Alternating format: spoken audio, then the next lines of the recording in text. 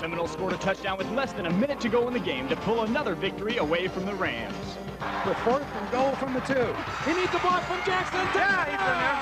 And this year, well, stay tuned to see how it unfolds as two nationally ranked powerhouses go toe-to-toe. Against Manatee. So Boyd misses the 37-yard attempt. And now we'll see the Rams coming out of that wishbone. And straight ahead for a couple.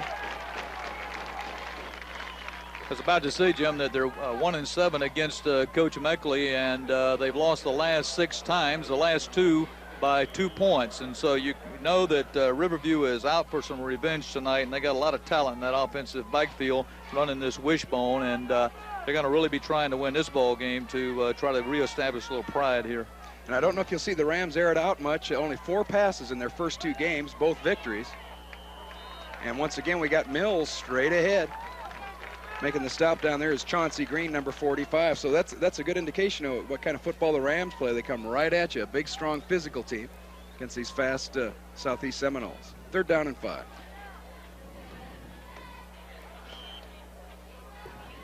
I'll tell you, though, Charlie, I think the Rams, as good as this and quick as this Southeast defense is, I think they are going to have to try and throw the football if they're going to have a good, legitimate chance of winning this game. 3rd down, 5.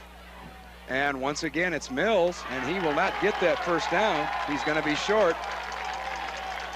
And I think you're going to need a little bit of diversity to deal with that speed on that Southeast defense. 4th and 2. That's right. I think maybe they probably will have to put the ball in the air at least sometime tonight.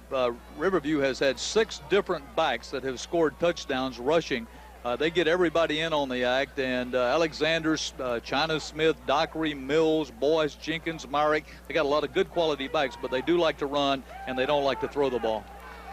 Forced to punt. The Rams can't come up with the first down. It bounces. Not much of a rush, though. A low line drive kick.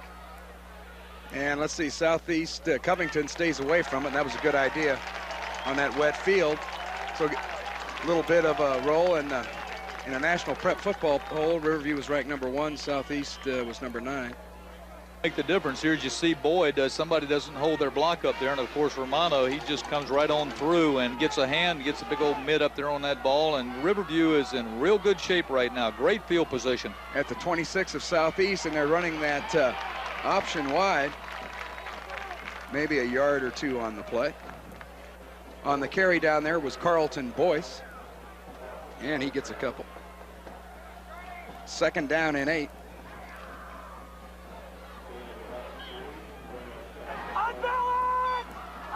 Second down. The Rams with the first big break of the game. Trying to take advantage of it, the block punt. Inside handoff.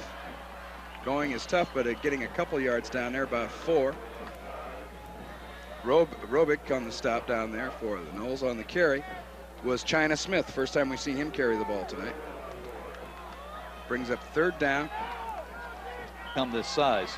So John Sprague has talked it over with his Riverview Rams here on 3rd down and 4.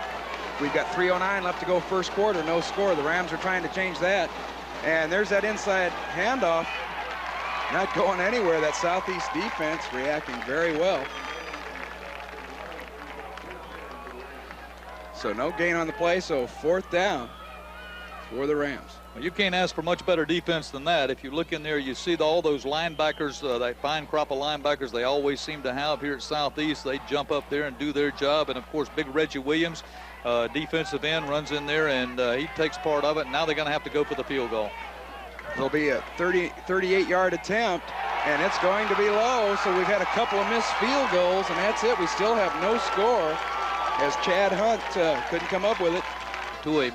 So really they're lucky to get as much out of that as they got. And then when you had the whole defense coming at you, a good chance to block that one had they continued the rush. So 1st down for the Rams. And once again, that inside running game, pounding it away, typical Ram football. Let's see who was the ball carrier when we got a pile down here. That was Mills once again, getting some decent yards. He got about 7 on the play. 2nd down and 3, and that's typical. That's the 1st down play that John Sprague's looking for. You get 7, 8 yards and give you that 2nd down 2 or 3, and then you can do some damage. Out of the wishbone. That's actually technically a power eye they got right there. And then how about Mills again? He's carrying some Seminoles with him. Looks like he's got a first down. Hanging on to make the tackle was Reggie Williams down there, number 90, the fine defensive lineman for Southeast. And I believe Mills has himself a first down. And that's the first down of the night for the Rams. Tune for that one. First down for the Rams at the 37-yard line of Southeast. Once again, the inside handoff. Crossing the 35. Making the tackle is Brown, Charlie Brown, and on the carry, Carlton Boyce. Second down.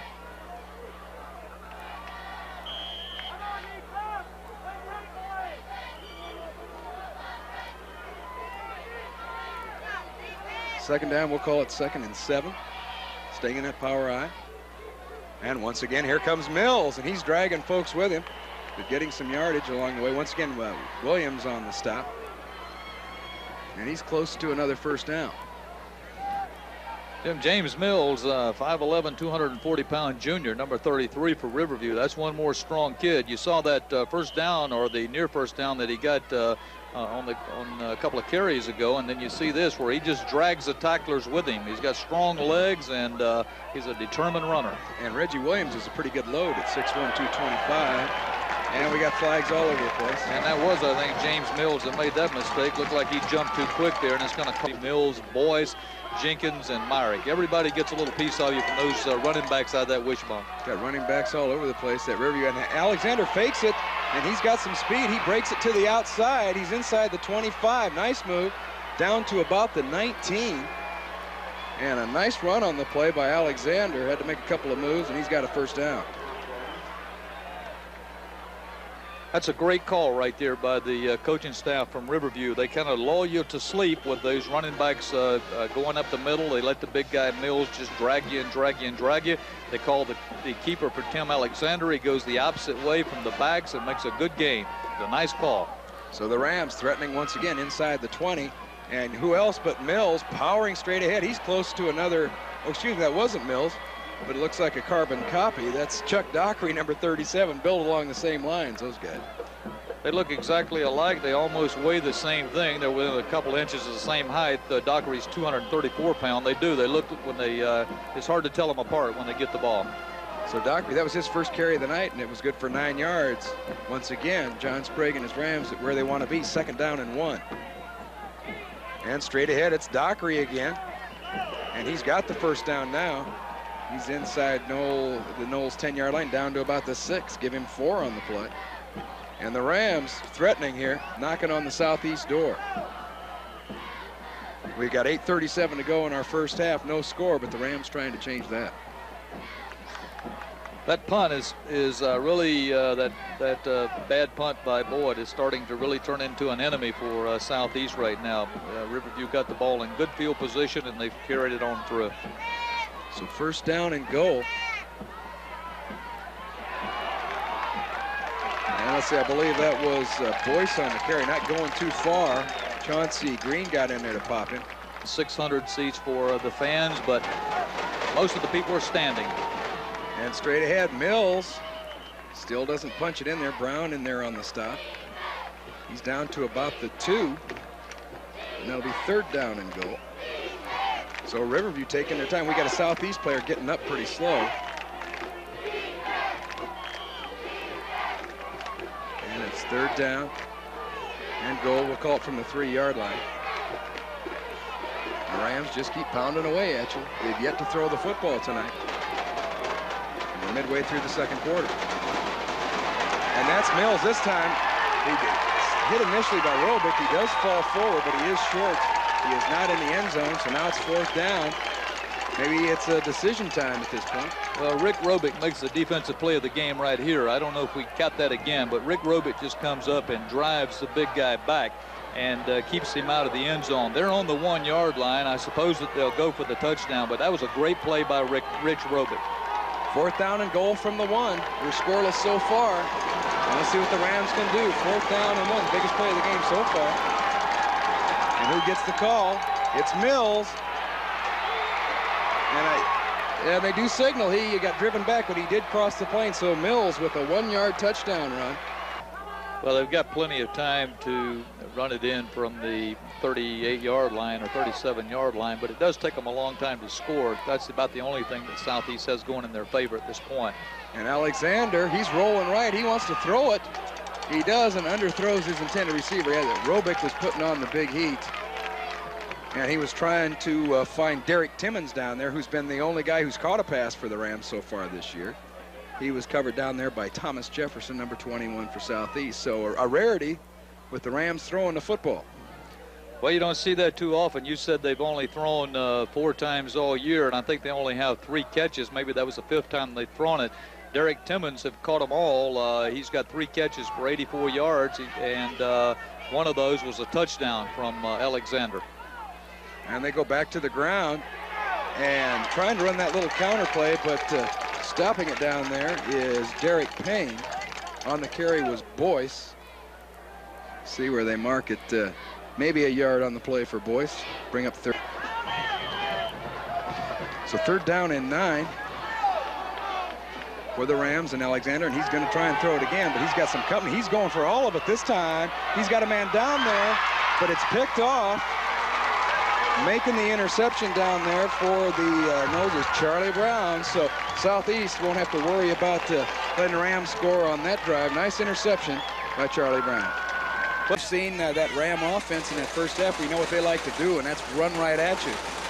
They're going to try it from their own 27, 1st and 10.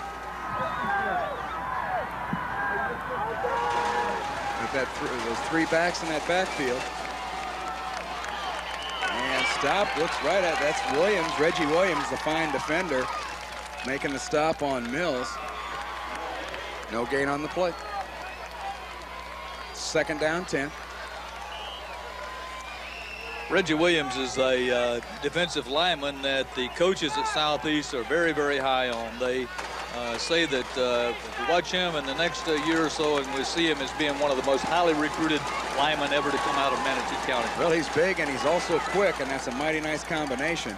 Once again, power straight ahead across the 30. Let's see if that's Mills again. And it is Mills getting the bulk of the work out of that talented Ram backfield tonight. 3rd down. 3rd down, 7. At the 31-yard line for Riverview. And this is the position John Sprague doesn't want to be in, the coach of the Rams. 3rd and 7 isn't what he's looking for from this offense.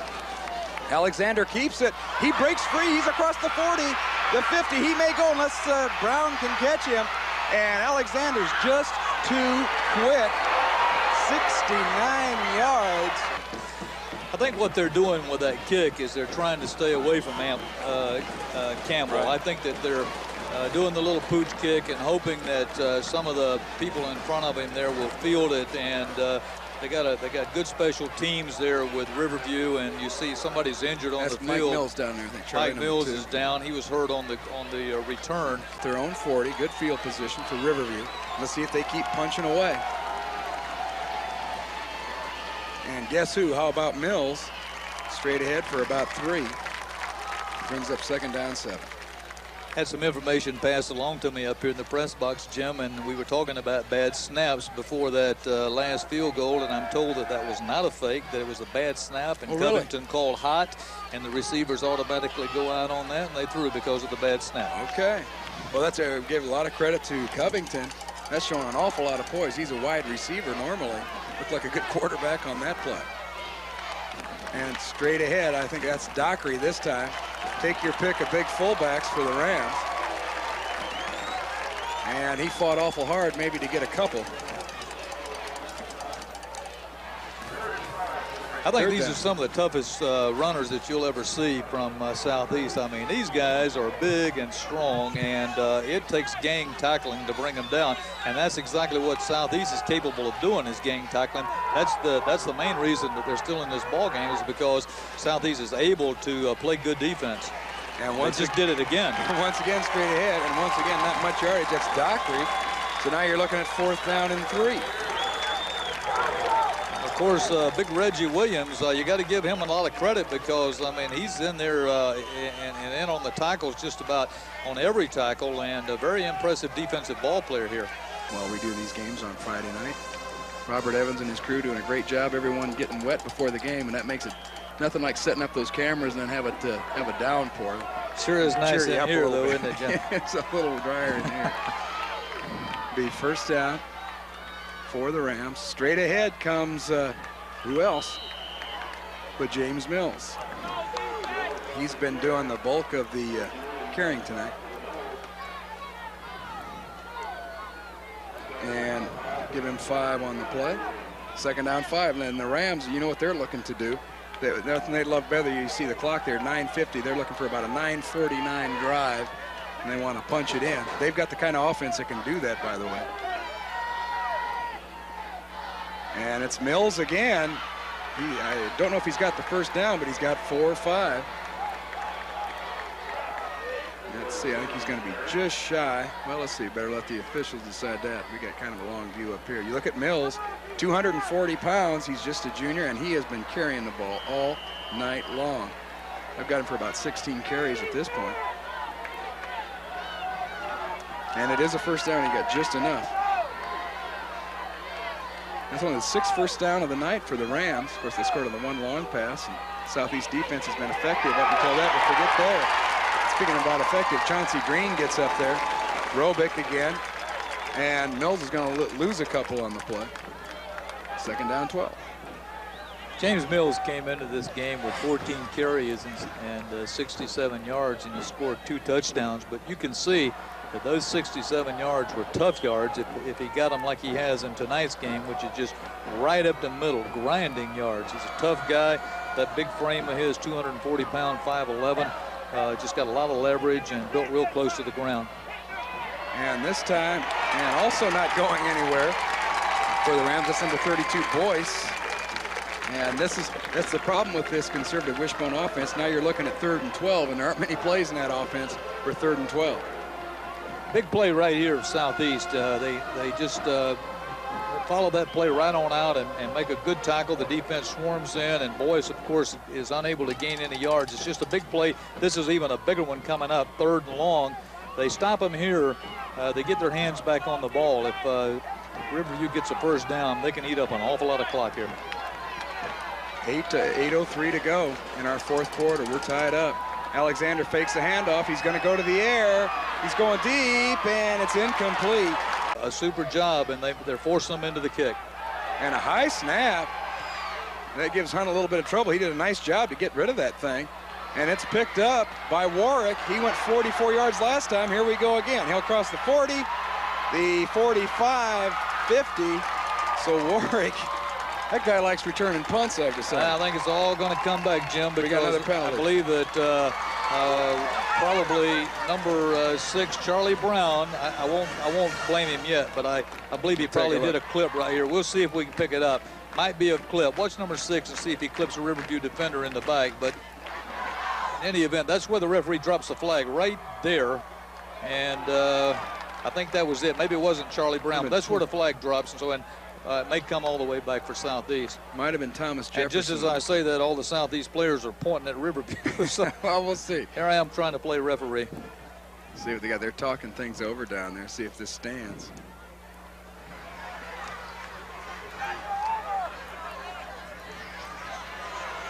And we're going to talk it over for a while. And no signal yet. It must be against Riverview. They're talking to Robick down there, I believe. Well, Peter Warrick made a nice run back if it holds up. Motion. Yes. Oh, and a clip. You did catch the clip, Charlie, but they're offsetting penalties. And it's still 4th and 12. Chad Hunt gets a chance to redeem himself. And here comes the rush again. And this one is a little higher punt. Not much deeper, but higher. And how about Warrick again? And oops, there he goes inside the 40. He's going to go.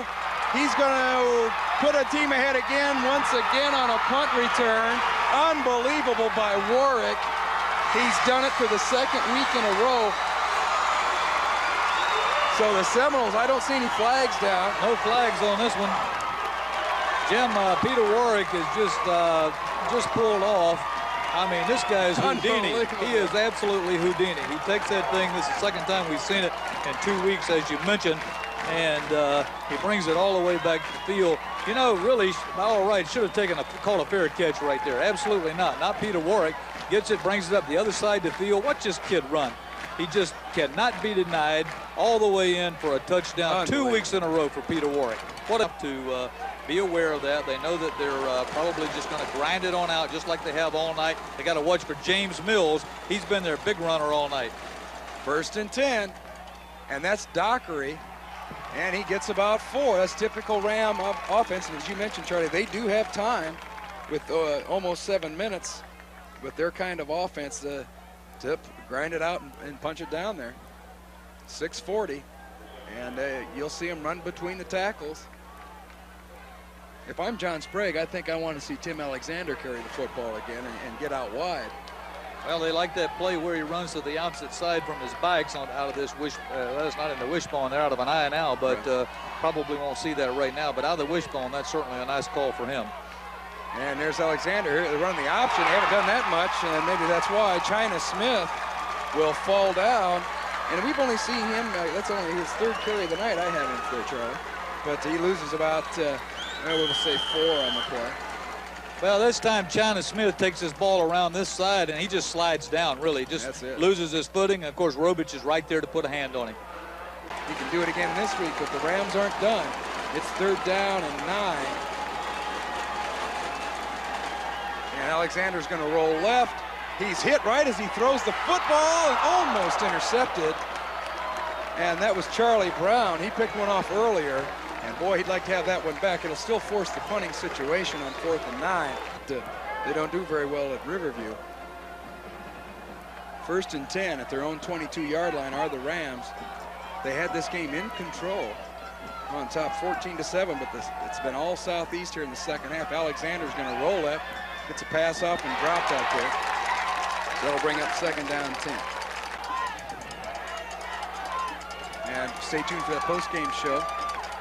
We present our awards to our offensive and defensive player of the game. Alexander's going to get nailed back there, and that's Reggie Williams making the sack. He's had a good one tonight. And that'll bring up 3rd down and long. Take another look. Well, you see Reggie Williams here. He just comes in and makes the sack on Alexander, and this is no wonder they're so high on him. Jim, I think we're in agreement that we've picked our defensive player of the game as well, and it's going to be Reggie Williams, big number 90. So Southeast grabbing both awards this week, and well-deserved. They were kind of sleepy in that 1st half, but they have exploded here in the 2nd half, and really flexing their muscles on their 2nd Class 5A team in a row. Look out, there's Williams again. Must have heard us up here. He's making us look good with that tackle. Named him the defensive player of the game, and he pops the ball carrier down there for the Rams. That was Myrick trying to get some yardage. And as we look at 3 TDs for McMillan. And we'll check his yardage here for you when we get a chance to add him up. He might be approaching that 200-yard mark, and I'll try and take a look here, Charlie. As the clock continues to run, the Rams evidently conceding defeat here. A good one tonight. It always is year in and year out. Manatee Southeast. Warrick started to stop on the ball a little bit, and it cost Southeast. They'll have to punt now. Daniel Boyd, number 20, sophomore punter. Good snap. Decent punt. Grabbing it at about the 40 is Chevin Wiggins, and we've seen him. Oh, he's drilled right there. Just about to say he ran one back for a touchdown last week. Deadly on punt returns, but he got drilled there by Reggie Davis, number 11. But pretty good field position. Now the Hurricanes try to get their high-powered offense geared up as they'll take over 1st and 10 at their own 40-yard line. Well, Manatee is in good field position, and of course we talked about this explosiveness of the offense, and so if you watch now, you see Taggart, and watch for Cosentino, number 81, and Jay Cross for the passing, and of course Chevin Wiggins, number 40, the tailback.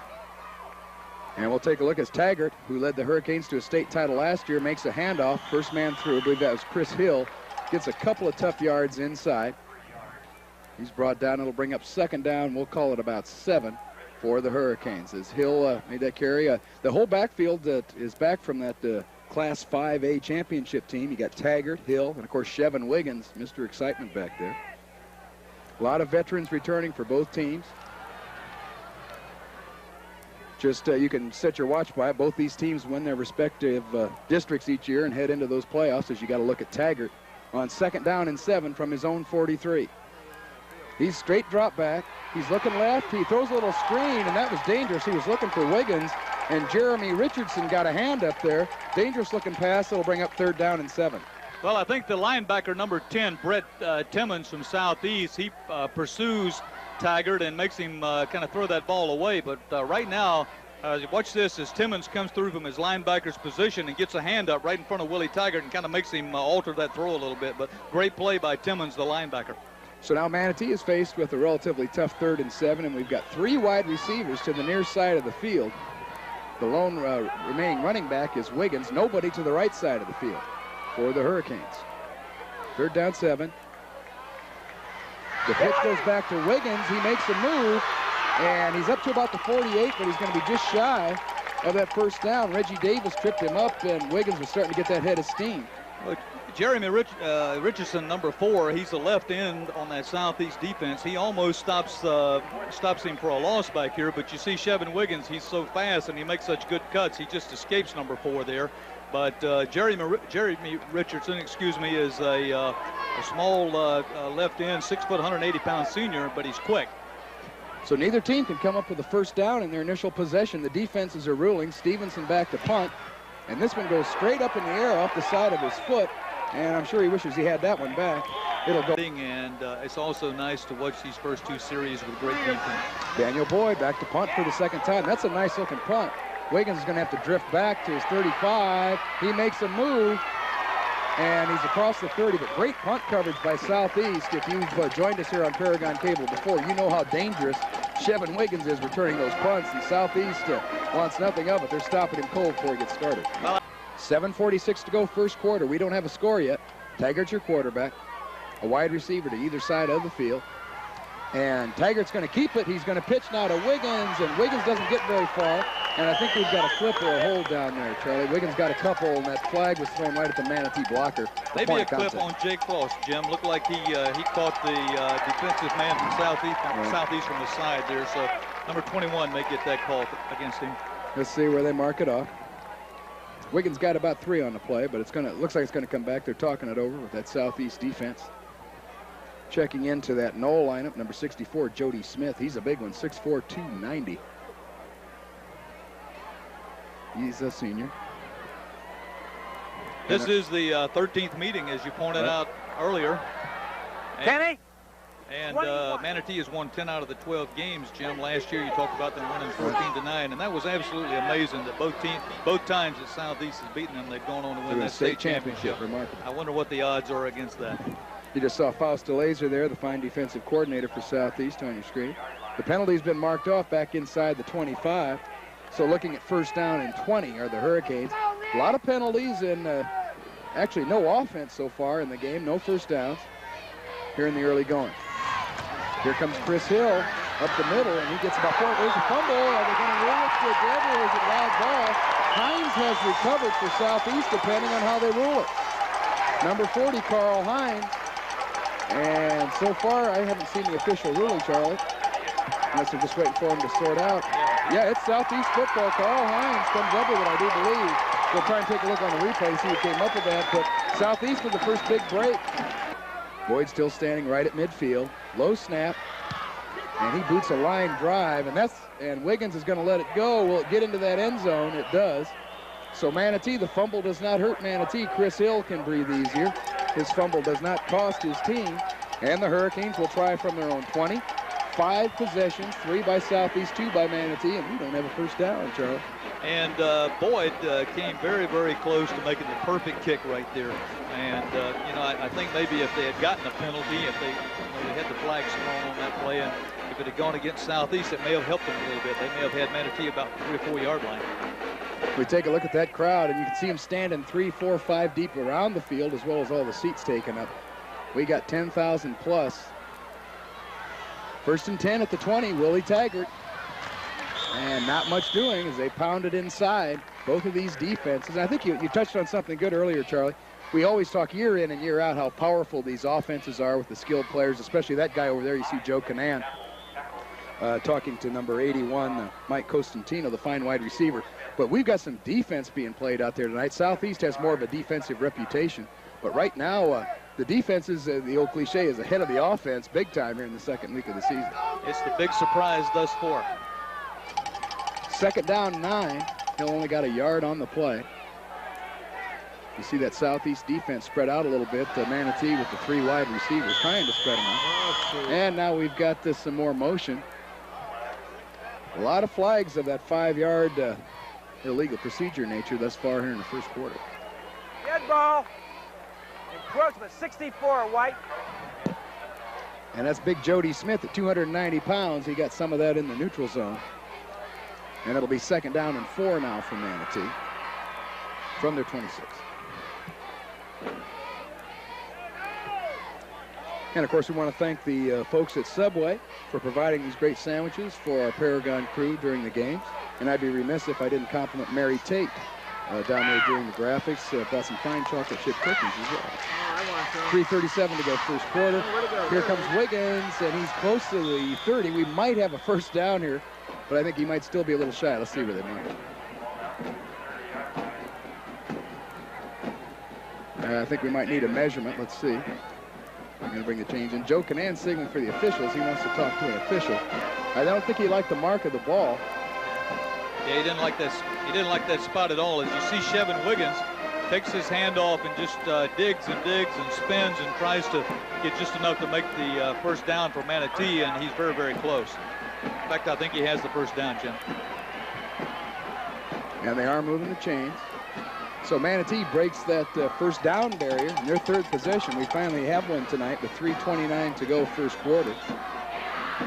And he didn't get it by much. Wiggins, just by the length of the football, needed to get to the 30-yard line, and that's as far as he got. Costantino out wide to the left. Chris Hill, the fullback, playing a little bit of a wide receiver spot tonight. He's also out to the left. First and 10, Manatee. And here comes Wiggins. Look out. Oh, he breaks a tackle, and he's still going to lose yardage, but a guy we've heard a lot about, Reggie Williams, number 90, had him wrapped up back there and slowed him down. Still a loss on the play. Well, the coaches tell me that number 90, the right tackle, Reggie Williams, may be the best thing to come out of Southeast High School ever. You see right here why they're so high on him. He just breaks through that line and really stops Chevin Wiggins so that he can't gain any yardage, even though he doesn't make the tackle. But that's just a nice play by the big right tackle, and the coaches just can't say enough about big Reggie Williams. Charlie Brown finally ran him out of bounds, but if you noticed on the replay, Williams was back up and in position to try to help on the tackle once he missed it the first time. Loss of 2. Second down 12 for Willie Taggart and the Hurricanes. Have 3 wide receivers to the left side, and there goes Wiggins, and I think that's Williams again back there, Charlie. And I'll tell you what, this guy covers some ground. 6'1", 225-pound junior, Jim. He's got another year of eligibility in high school football. And on that defensive line right now, you can see that he is well advanced and he's well coached too. Faust DeLazier gets a lot of credit. He's the defensive coordinator for Southeast Seminoles, and he gets a lot of credit for molding these young people into the good defensive ball players that they are. And that time you notice he hung on to Wiggins. He didn't let him get away. Another tackle for a loss. Third down and 12 for the Hurricanes. Trying to get something going offensively. Taggart doesn't like that Southeast defense. First quarter, we don't have a score. Third and 12 for Manatee from their own 28-yard line. Running out of the eye. Long snap count by Taggart. He fakes the handoff. Here comes the heat. He's not going to get that pass off. And he's dumped for a huge loss. Let's see who finally got it back there, number 45. And that's Chauncey Green, number 45, got back there after Williams had a shot, and that's Southeast defense.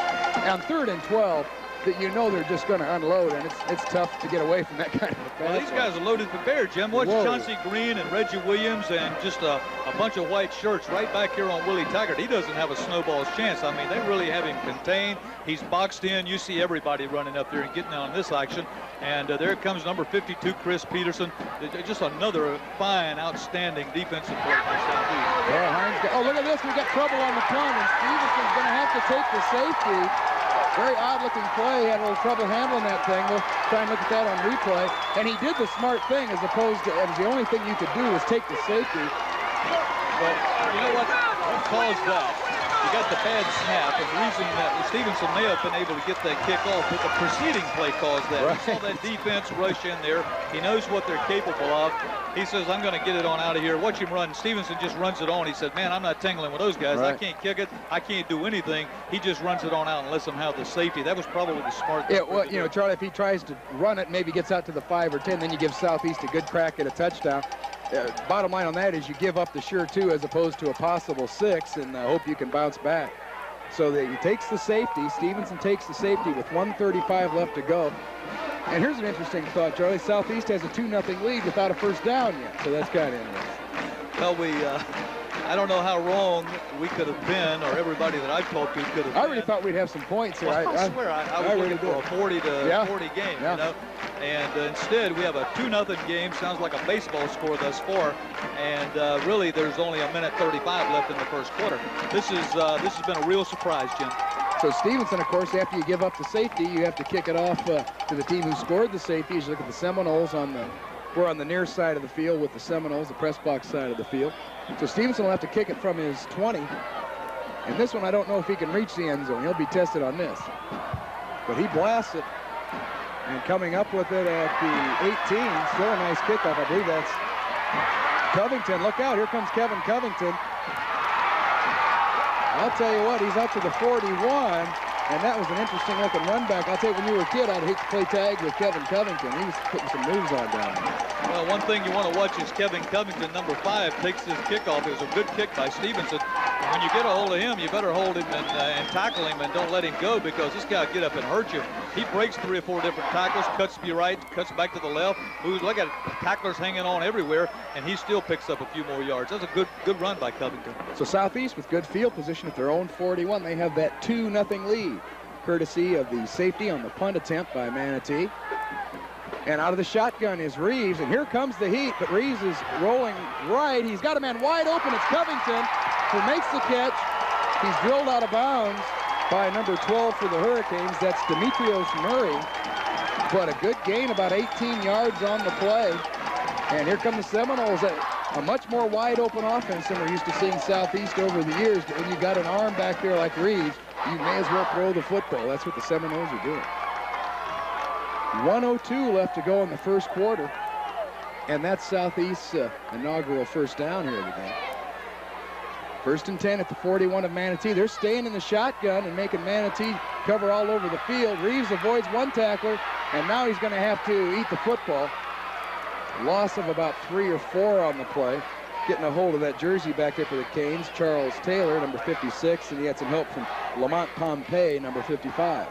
Well, John Reeves shows right here why he'll be a highly recruited quarterback by colleges. You see, he can scramble, he moves around, really should have been sacked for probably a 10 or 12-yard loss. He gets away with only about a 5-yard loss, but he's got a strong arm. Florida, Florida State, Syracuse, Tennessee, Clemson, Pittsburgh, Maryland, Alabama, all looking at him. They all are interested in recruiting this young man, and you can see why. He's got a fabulous arm. Steve Reed, I should give credit to, number 54, actually initiated that sack. 2nd down. And here comes Reeves. He's got it under his arm, not even thinking about the option, and he should have thought about it, because he's wrapped up and dropped by Treone Murray, number 51. So the Seminoles, after the nice pass play, now looking at 3rd down and long. And John Reeves a little winded. He's run on these last 2 or 3 plays as we take a look. John Reeves is he's still trying to make something else happen there, but of course Murray just gets in and he makes a nice defensive play. And you know the bad thing is, Jim, sometime during this game you and I have to select the offensive and defensive player of the game, and we've had just fabulous defensive plays up and down the game, up and down the field so far. It's going to be a tough choice for us. And that's the end of our first quarter. Southeast 2, Manatee nothing. Don't go away. We'll have more right after this.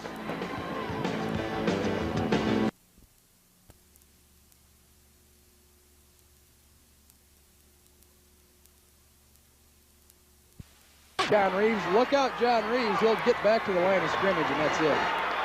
As that Manatee showing that they have a little bit of a pass rush of their own. Jason Johnson, back there, number 82. He was our defensive player of the week last week.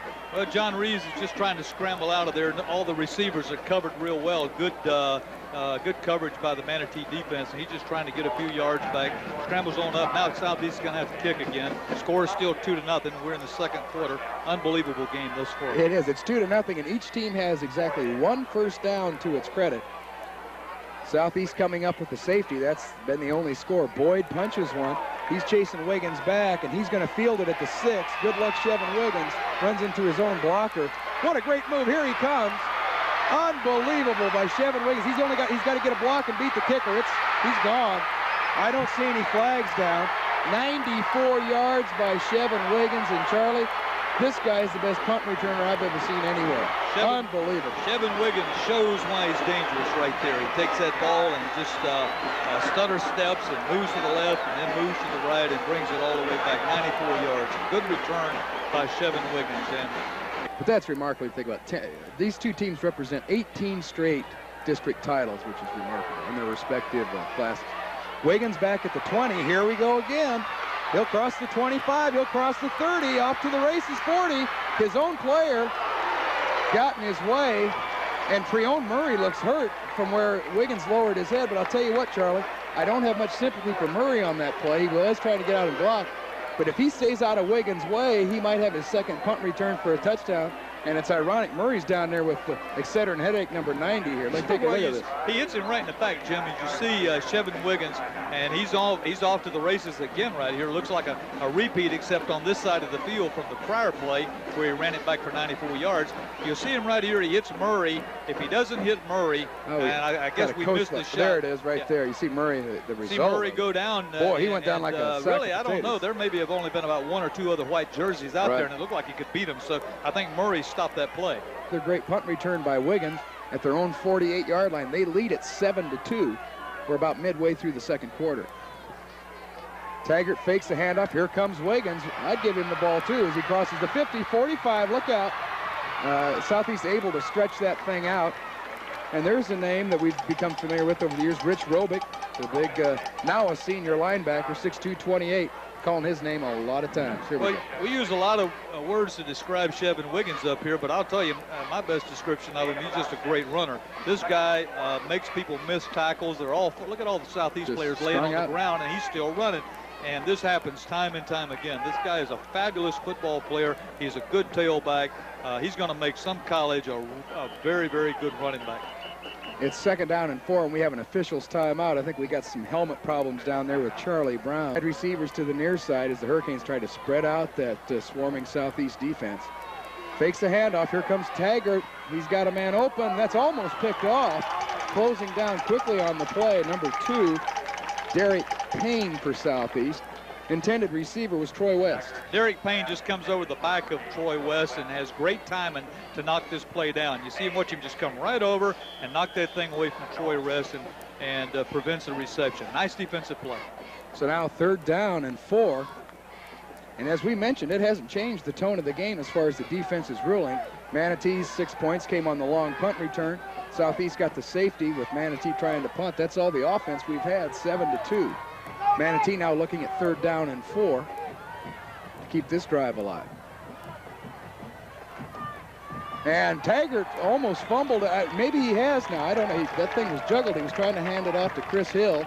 And he came back with it. They ruled it down, Jim, but once again, that guy we were talking about a while ago, Big Reggie Williams, he's right in there in the middle of all of it. Watch Big Reggie come across here, and you'll see him just pound on Taggart's back as he's trying to recover the fumble.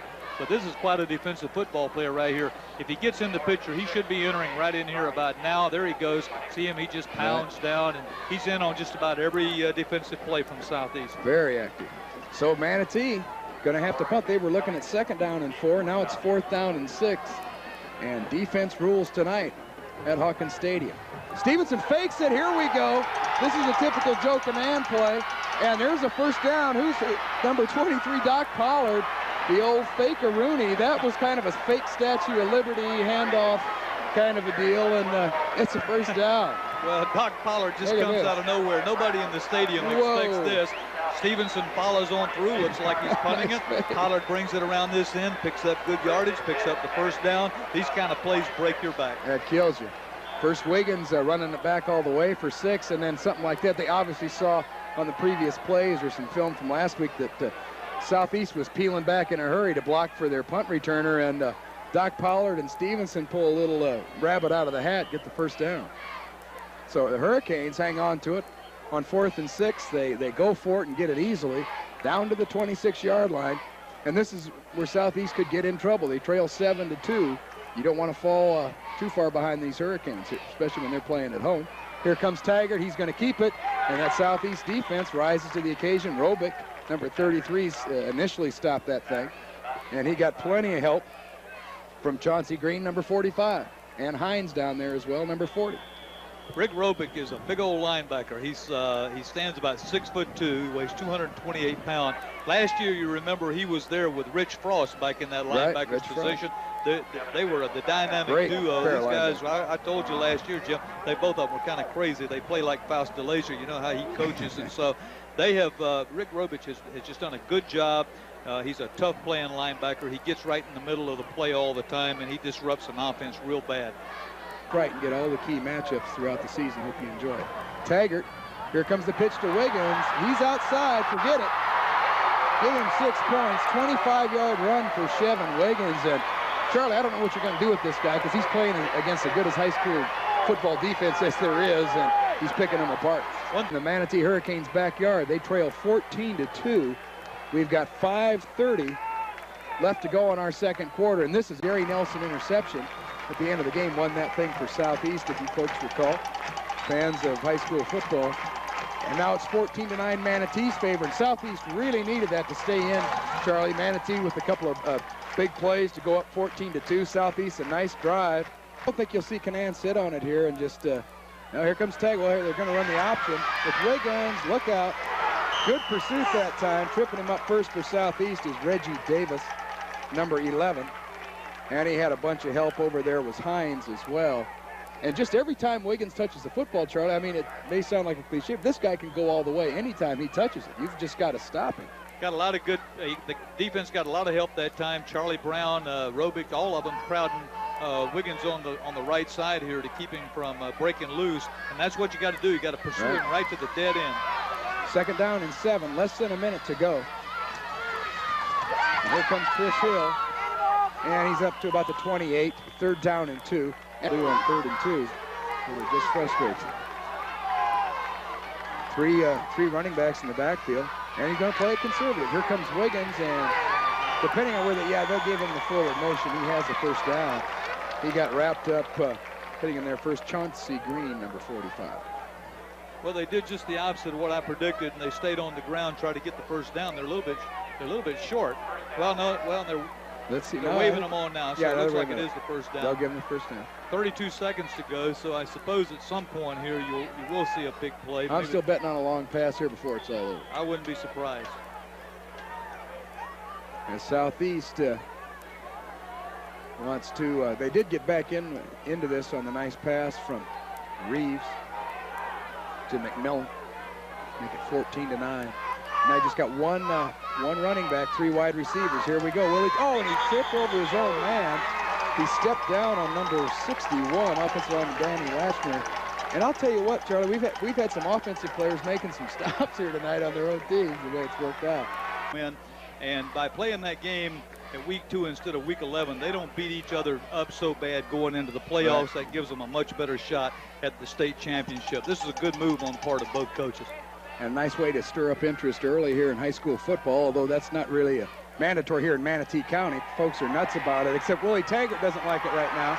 He's sacked, and he couldn't get going. They're making it Chauncey Green, number 45, sacks him. He'll lose about 12 on the play. So here comes that Southeast defense. Big Chauncey Green brings his 6', 214 frame in there, pound frame, and grabs a hold of Willie Taggart and just won't let him go and throws him for a huge loss. Nice defensive play by Chauncey.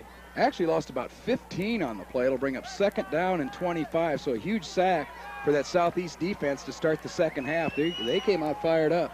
14-9, Manatee on top, just underway 3rd quarter.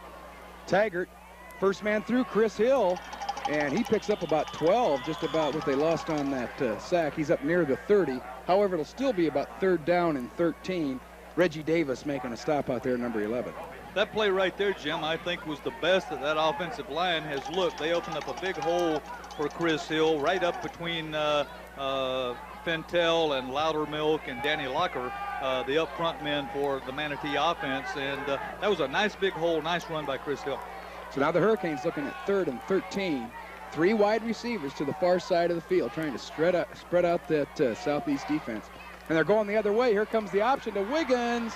And he gets a nice gain, but he's short of the first down. Rich Robick over there to make the stop. He got about 6, 7, but it'll bring up 4th down and 3, and on comes the Manatee punting unit. Just what Southeast wanted to start the second half. Stop the Hurricanes and make them punt. Nice start for Southeast, being down 14-9. They wanted to get their hands on that football, and that's exactly what's going to happen. You know, Rich Robick, he's just, I mean, this is a tough ball player. He comes, he loves to hit people. He really enjoys his position at linebacker, and he plays it extremely well. So Stevenson back to punt. No fake this time. Remember, that set up Manatee's second touchdown, a fake punt. Short punt, and Seminoles almost got themselves in trouble. That almost hit some innocent bystanders down there, and that would have been a live football. I mean, he really has a leg. Watch this thing. It would have gone from the 50-yard line or for a 50-yard field goal, but it's plenty of distance. Plenty of distance. It just goes wide left. But look how far that thing hits back there. Boy, it did. I mean, that looked like a 55-yard field goal. It did. Nice kick by Boyd. His accuracy's a little off, but the beauty of a field goal is in high school, the offense takes over on the 20-yard line. Right. So you don't have to give up that extra yardage. So now the Hurricanes try it again from their own 20. First guy through is Chris Hill, and he's got Chauncey Green draped all over him at the 21-yard line. We'll give him a yard on the play. 2nd down and 9. And a very quickly played game. This game started less than 2 hours ago, and we've got under 4 minutes to go in the 3rd quarter. Don't forget, next week we've got a fine one. You see these same Seminoles against Sarasota Riverview, currently ranked number 1 in Class 5A, right ahead of these Manatee Hurricanes. And we'll have that Manatee Riverview game for you down the road as well. Second man through. Here comes Chevin Wiggins, and he gets up over the 25-yard line. Hines makes a stop, and I'll tell you what, it's not. Well, we'll take a look at the replay here, Trevor. Well, Chevin Wiggins is stopped because this defense on Southeast, they got all their big people up there, and they got the defense really crowded up. They had really nobody back in the safety positions. They were figuring Manatee for the run that time, and they figured right. Now it's 3rd and 5. We'll see if they probably will drop back and play a little bit more of a traditional pass defense this time. But this is one that we said, a smartly coached defense for Southeast, and they've done a good job in this ball game in reading what was about to happen. And here comes Wiggins, and he's dropped. He's short of the first down. That Southeast defense just won't bend. Big number 64, Jody Smith. Wiggins must have thought he ran into a wall at 290 pounds. He stopped in a hurry on that play. Well, keep in mind, once again, as you see Wiggins try to carry the ball up and the defense stops him, you keep in mind that the coaches call this play from the sideline, and they saw something there that made them think that Manatee is going to run that ball again. And once again, just good coaching, good call. The defense stops them, and Manatee's got to kick it away again. So the Hurricanes without a first down here in the second half. It's the way we started. Defense is ruling tonight. Fair catch signaled for right at the 35. In the first half that set up the go-ahead touchdown. Or actually, what's the difference in the game right now? And right now, maybe he's just trying to draw them off sides. It's 4th down and less than a yard. Let's see if they snap the ball. Could be a no play. Let's see. Southeast has enough sense not to jump off sides. Yeah, it's a no Now play. They call the timeout. Peterson, Reggie Williams, Hines, and Richardson, they deserve a lot of credit in this game, Jim, for that Southeast defense. Stevenson, he drills one. Grabbing it at his 30. And, oh, great block. Try and get the number who made. I think that's Charlie Brown on the return. We'll see. But somebody got wiped out back there. Maybe we got a clip along with that too. But it's just one of those blurs across your field of vision, and somebody got wiped out. Let's take a look. See if we can. Yeah, we see if we can pick up the block, and also see if we can pick up the foul. The run comes to this side of the field, as you can see. Just that might be the clip right there. Yeah, I believe that is. The flag was really thrown up in the air, Jim. It came all the way across the field. They did call a. Now they're still discussing. I believe it is a clip on Southeast. Right. So we're going to take a look. I think it might be Robick. Well, let's see. It might have happened by this. Well, right there, there's another. This could have been your clip here. You had a couple to choose from. I think maybe 26 was getting clipped down there.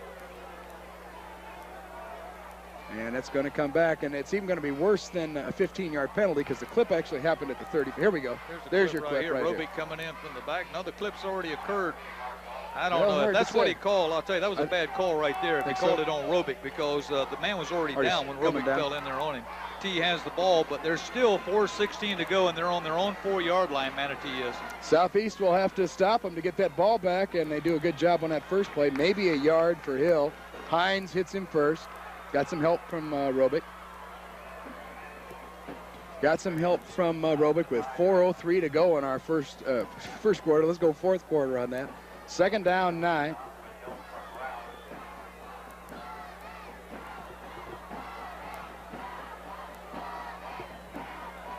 With 3:48 to go.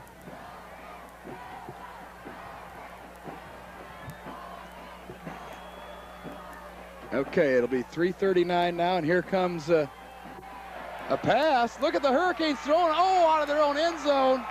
And a guy who could have been a hero on that number 80, Troy West. And I'll tell you what, Charlie, he's going to think about that when he dropped that one right in front of the coach, too, across the way. That'd have been 1st and 10 out at the 40. He dropped it. Well, that thing's right in Troy West's hands, but not only does he drop it, but I'll tell you something else that thing does with 3rd and 9. It stops the clock, and that plays right into the hands of Southeast with 3:33 left.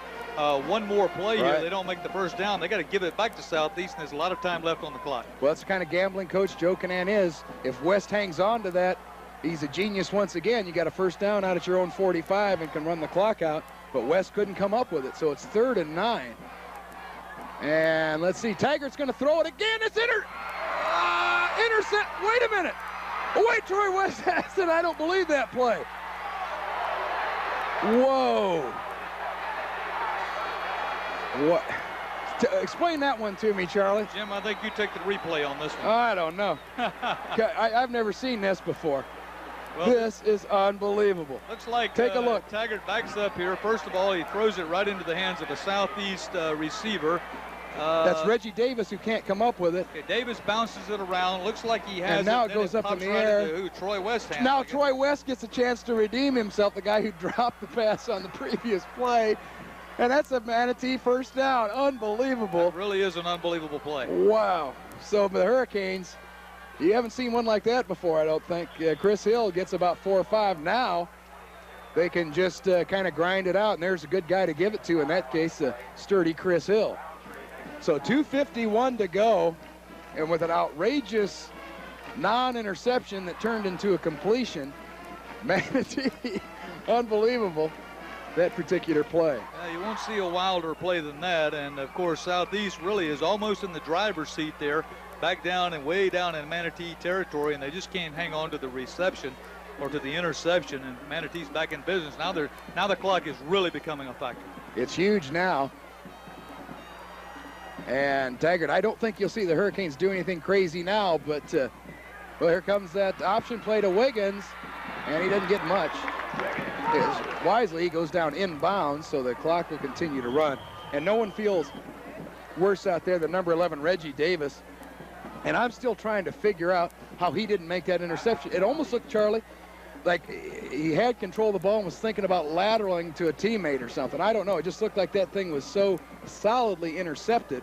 It didn't look like it popped out of there as much as he tossed it up in the air. But whatever happened, Davis is sick about it, and Troy West is out of the Joe Canan doghouse. And, of course, stay tuned after the game for our DeSears post-game show.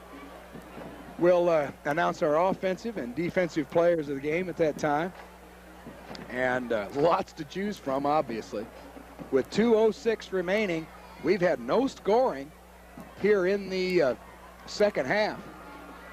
2:06 to go. 14-9, Manatee.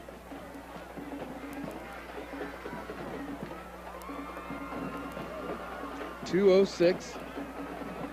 Timeout on the field.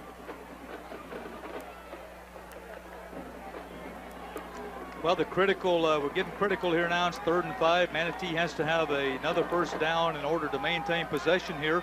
Still, like I said, 2:06 left on the clock. Southeast does have a little time to, if they can get the ball back, they have a little time to maneuver here and try to score. They got to score a touchdown. A field goal does them no good. So let's see what happens. We're in some exciting moments here now, Jim. 3rd down 5. Here comes that Southeast defense. Taggart, no fear. He's putting the ball up in the air. And why not when you can throw it to Chevin Wiggins? As he crawls up over the 30. Boy, that's close. Well, I better let him mark it here before I say they got it. It looks like they're putting up 4th down about a foot short. You can see it across the way there on your screens at home. Oh, what do you do here? 4th and a foot, 146. I'd say punt, but then I haven't won 4 state titles like Joe Canan has, so Taggart's we'll go with in. his decision. Yeah, looks like Willie Taggart staying He's in. staying in there. Now, this is really a gamble and a critical play with 4th and a foot, and Taggart's back in at quarterback.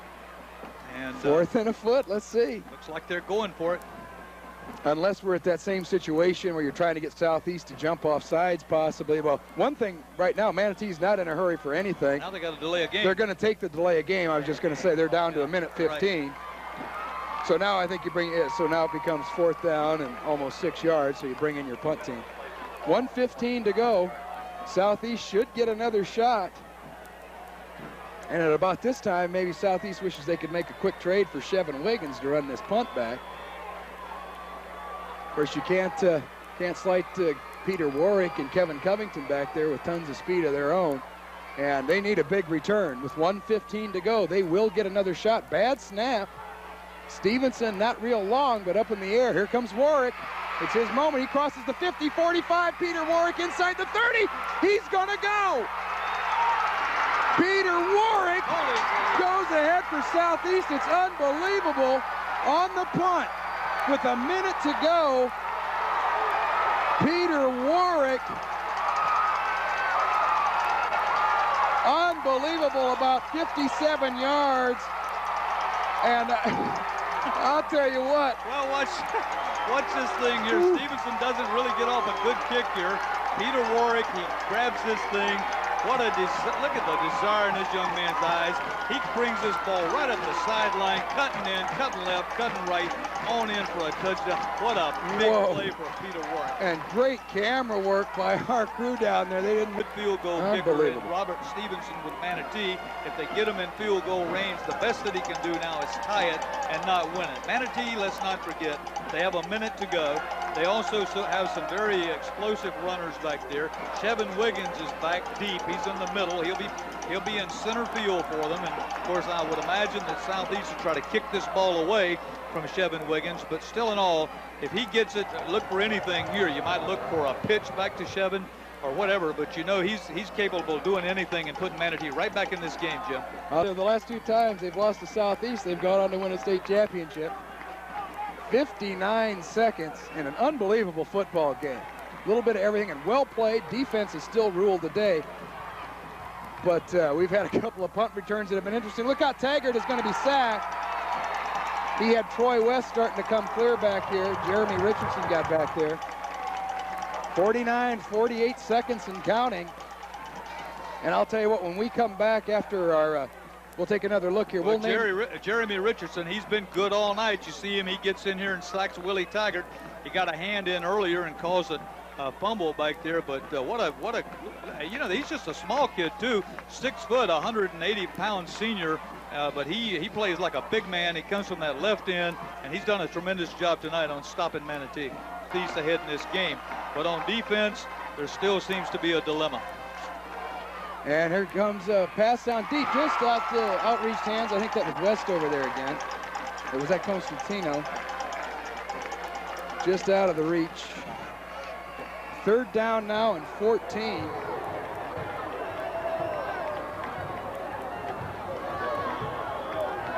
For the Hurricanes. 42 seconds left. They're down to 2 plays now. They trail by 3. They're at their own 16-yard line. They've led throughout. After falling behind 2-0 on a safety, they've been ahead until the final minute of the game when Warrick took the punt return back. And Taggart really getting the pressure on. He's going to have to run for his life, and he's going to be tackled and inbounds by Robick, and that's very important as you look at Rich Robick to keep him in bounds.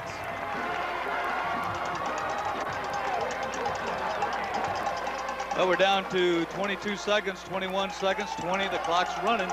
And Manatee's on its last down, 4th and 14 right here, Jimmy. And this is could be the final play of the game for the Hurricanes. 4th down. Here comes Taggart. He's got the field spread out. He throws a ball, and it's underthrown. Troy West can't come up with it, and they will give it up on downs. So Southeast, barring some huge error, will win this football game. 5 seconds remain. They may not even have to snap it here once we change possessions. We'll see. Don't forget to stay tuned for our post-game show. We'll name our offensive and defensive players of the game. And what a rivalry this is. This will be the first time, assuming nothing crazy happens on this last play, that Southeast will beat Manatee in back-to-back seasons. They won this game last year, 14-9. And they're ahead right now, 17-14. This is our last play. Reeves sits down, and that's it. 1 second, that's it. It's a final. Look at this Southeast crowd go crazy, and they've earned it, as has this football team. A come-from-behind win, 17-14. The Southeast Seminoles prevail. Don't go away. We'll be back with our post-game show right after these messages.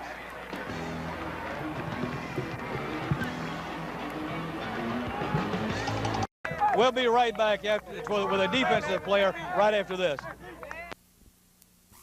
Back again, and this time we have the defensive players of the ball game with us. We have Jeremy Richardson, and we also have Rick Robick, the fine linebacker for Southeast. You know, guys, really tonight, I think we could have given a plaque to the entire defensive team for Southeast. You guys played tremendous. We did. I think you'd have to agree that you really had a team effort. Rick, this is, we talked about you all last year, along with your buddy Frost that used to play back there with you.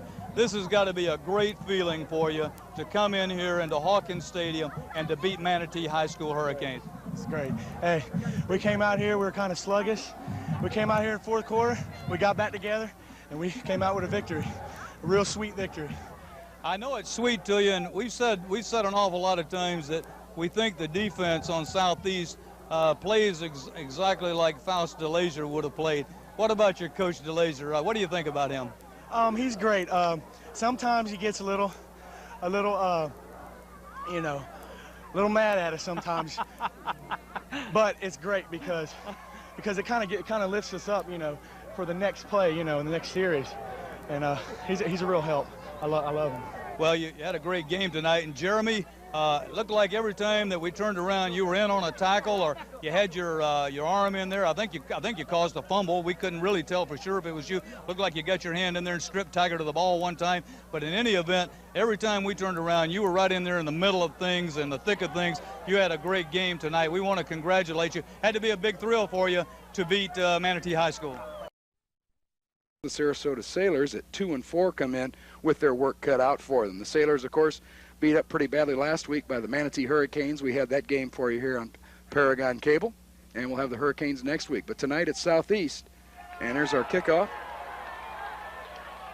And that'll be whistled a touchback. So the Sailors will start at 1st and 10 from their own 20-yard line. The Sailors having a little rough going this year off to that 2-4 start under new head coach Ed Howell. Lost, of course, last week to Manatee, 30-7. Also lost to Lakeland this year, 49-30. Lost to Coral Gables, 9-7, and Tampa Chamberlain, 23-17. They've beaten Clearwater Countryside, 20-0, and Fort Myers High School, 23-15. Your quarterback will be James Franklin. He likes to run, likes to roll out, throw the football, number 14. 1st and 10, Sarasota from the 20. Franklin back to throw. The rush is on. He's going to tuck it under his arm and go. And he'll cross the 30-yard line. Appears to have enough for the first down. A nice innovative play by Franklin. Drop back to pass. That Southeast pass rush chased him out of the pocket. And you see it's starting to rain harder. It's been drizzling throughout the afternoon before the game. And they scored on their first drive last week against Manatee. We're just underway, no score. Man in motion. And the handoff to their leading ball carrier, that's McKenzie. He'll cross the 35, the 40. He's got another first down as he crosses midfield and deep into Southeast territory before he's bumped out of bounds by Reggie Williams. First down, Sarasota. And straight ahead, I believe that's McKenzie again.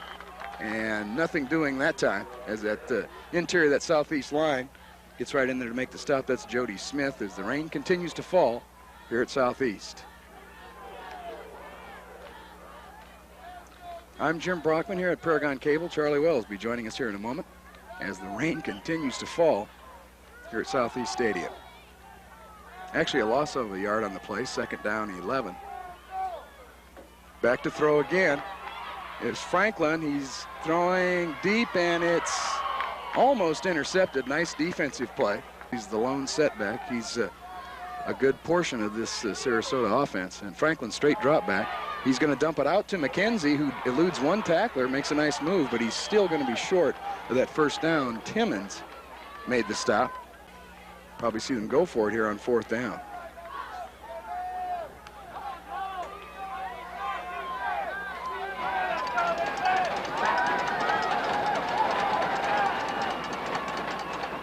So 4th down, the Sailors go for it here early in the first quarter, no score. And they'll try McKenzie right up the middle, and he got a couple, but he is going to be short of that first down. He got a couple, but he needed about 4, so the Seminoles hold that fine defense, bend a little bit there with Franklin with his scramble and McKenzie on the 33-yard run, but they stiffen up, as you see. Robick coming off the field, number 33, the fine linebacker. Seems like he's been here at Southeast forever. A little bit, of course, you want to stay undefeated heading into that thing. And here it comes 4th down. McMillan did not get much, but he didn't need too much. Let's see if he fell forward enough. That Sarasota defense must have talked some good sense during that timeout. Well, this thing looks close on that spot. I thought at first there was no doubt about it that he had made the first down, but in re-looking this thing, I think the guy had to measure again, Jim, to be sure. So I think we're going to have our second measurement in a row, and it does look like he only needed about 1.5 feet. Did Daryl McMillan, but he was chopped right at the line of scrimmage. Fortunately, he fell forward. And look at there, he just missed it by about 3 inches, so that's a huge lift for the Sailors. McMillan unable to get that first down. That could prove very costly, Charlie, after a fine drive like that by Southeast. Well, the telltale play on that particular drive right there is when, of course, Daryl McMillan drops that ball, because he was going to gain more yards out of that play, and he's stripped of the ball, and they have to take the lesser gain. But yeah, this could turn out to be something. I'll tell you now, Sarasota can drive that ball with Franklin. They can move it in a hurry downfield, Jim. They just he's a gifted athlete. You see him there as everything kind of falls apart on him as he tries to move the offense, but he's a gifted athlete, and he can move that. That was a 13-play drive that resulted in no points. And here comes Franklin. He crosses the 20. Was there a clip down there, though? He was chased out of bounds at the 22. And that flag did come down. I think you see the penalty marker. I think we had a clip on that. And long, and they don't do that very well either. So the clipping penalty brings it back only half the distance to the goal. They don't have to take the full 15-yard penalty. And now Franklin back to throw. He completes his pass. Not much yardage on the play, but a gain of about 5 or 6. Making the reception for the Sailors is Hill. Gain of about 6 on the play. It'll still bring up 3rd down.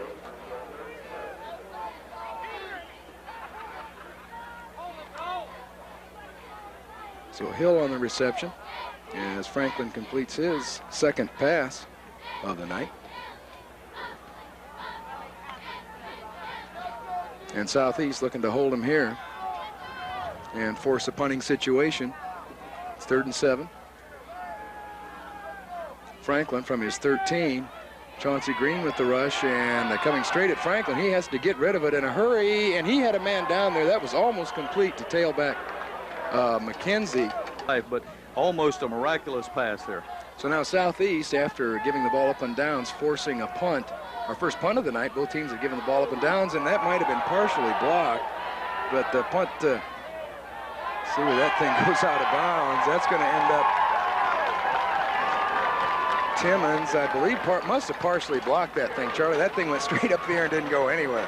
Well, Brett Timmons, if he didn't block it, he scared the punter so bad that he kicks it straight up. If you see Timmons, he's right in on top of it. Yes, I believe he's going to get a hand on the ball right there and diverts it off to the left side, and that really is a net gain of very little, Jim. I don't even know that, maybe 5 or 6 yards there. District title.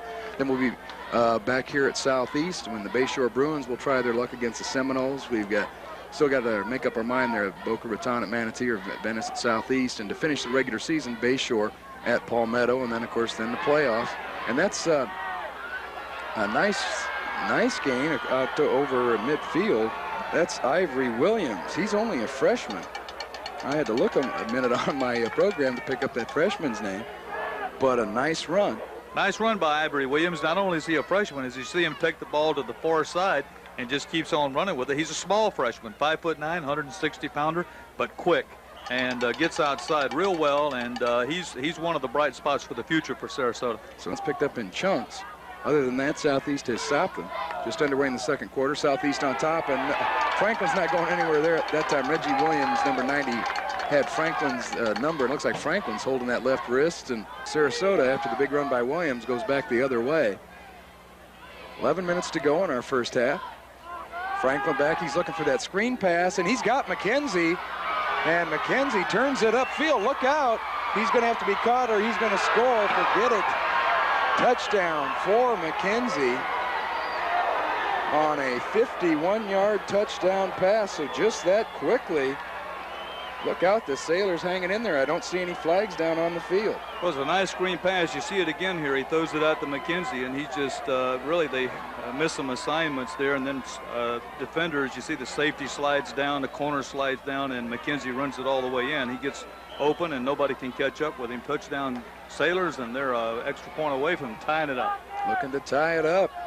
Their kick, did you see their kicker line up? That's Baruch, and it's good. So we're all tied up at 10:51, and the Sailors, that's a tough thing to do, Charlie. You got to give them credit. They come into this tough Southeast high school environment to play the Seminoles, who just seem to keep winning. Well, they have won every week this year, of course. And we're able to recover. And that was almost another costly turnover in this ballgame. So low line drive kick, but it goes 35 yards for Boyd, and Sarasota will try it at their own 36. And Franklin back to the air, overthrown, almost picked off by Roundtree out there. That was intended for Haygood. Falls incomplete. It'll be second down and 10. That's where we remain. Second down, 10. 8:57 to go, second quarter.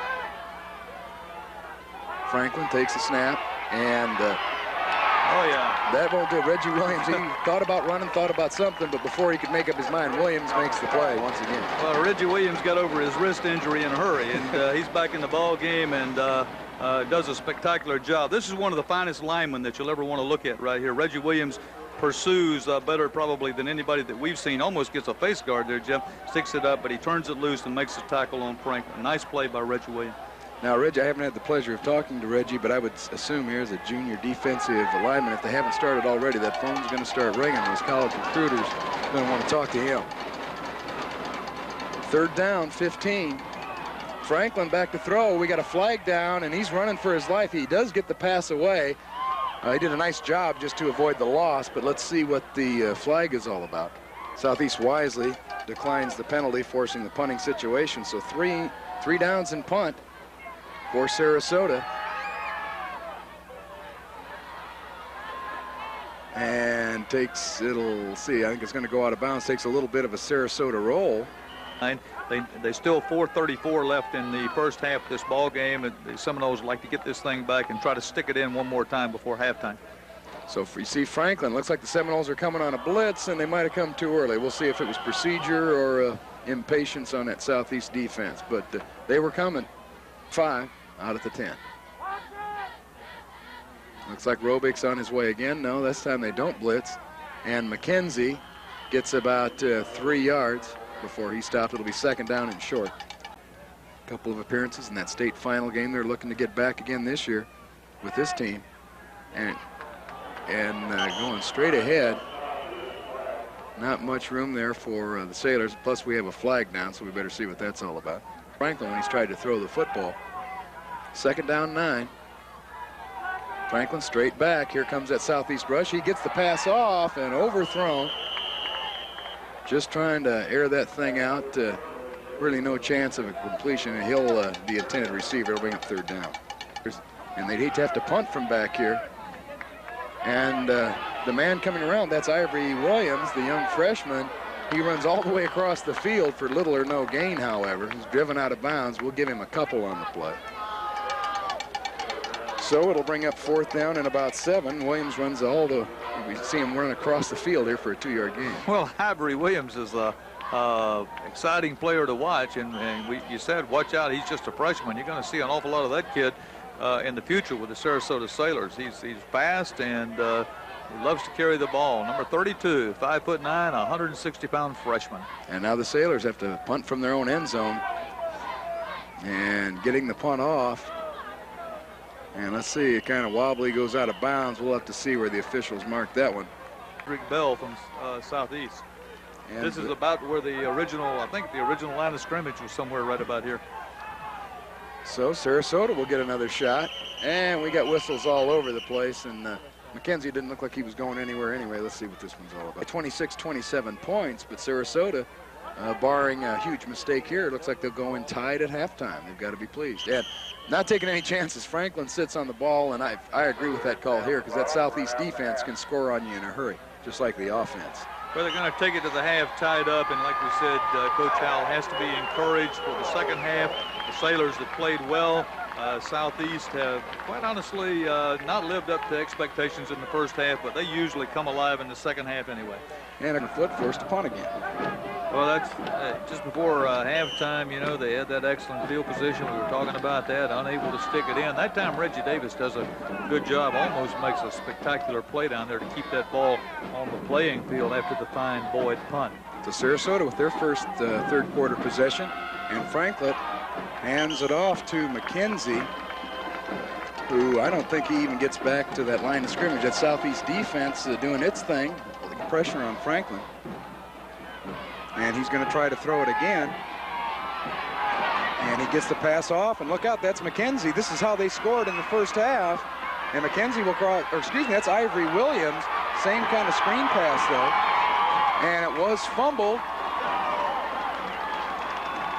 And it was recovered by Southeast. Hopefully we have a replay of that after the fine run by Williams. On target, comes up a few yards short. You see Boyd, good form as he kicks the ball, and just a little short. Nice kick by Boyd. Boy, right on line. Probably would have made a 45-yarder right there. So good effort by Boyd, but 52 yards, falls short. And now the Sailors, they don't let the fumble hurt them. They stop Southeast. They just won't go away. It's 1st and 10. We're still tied at 7.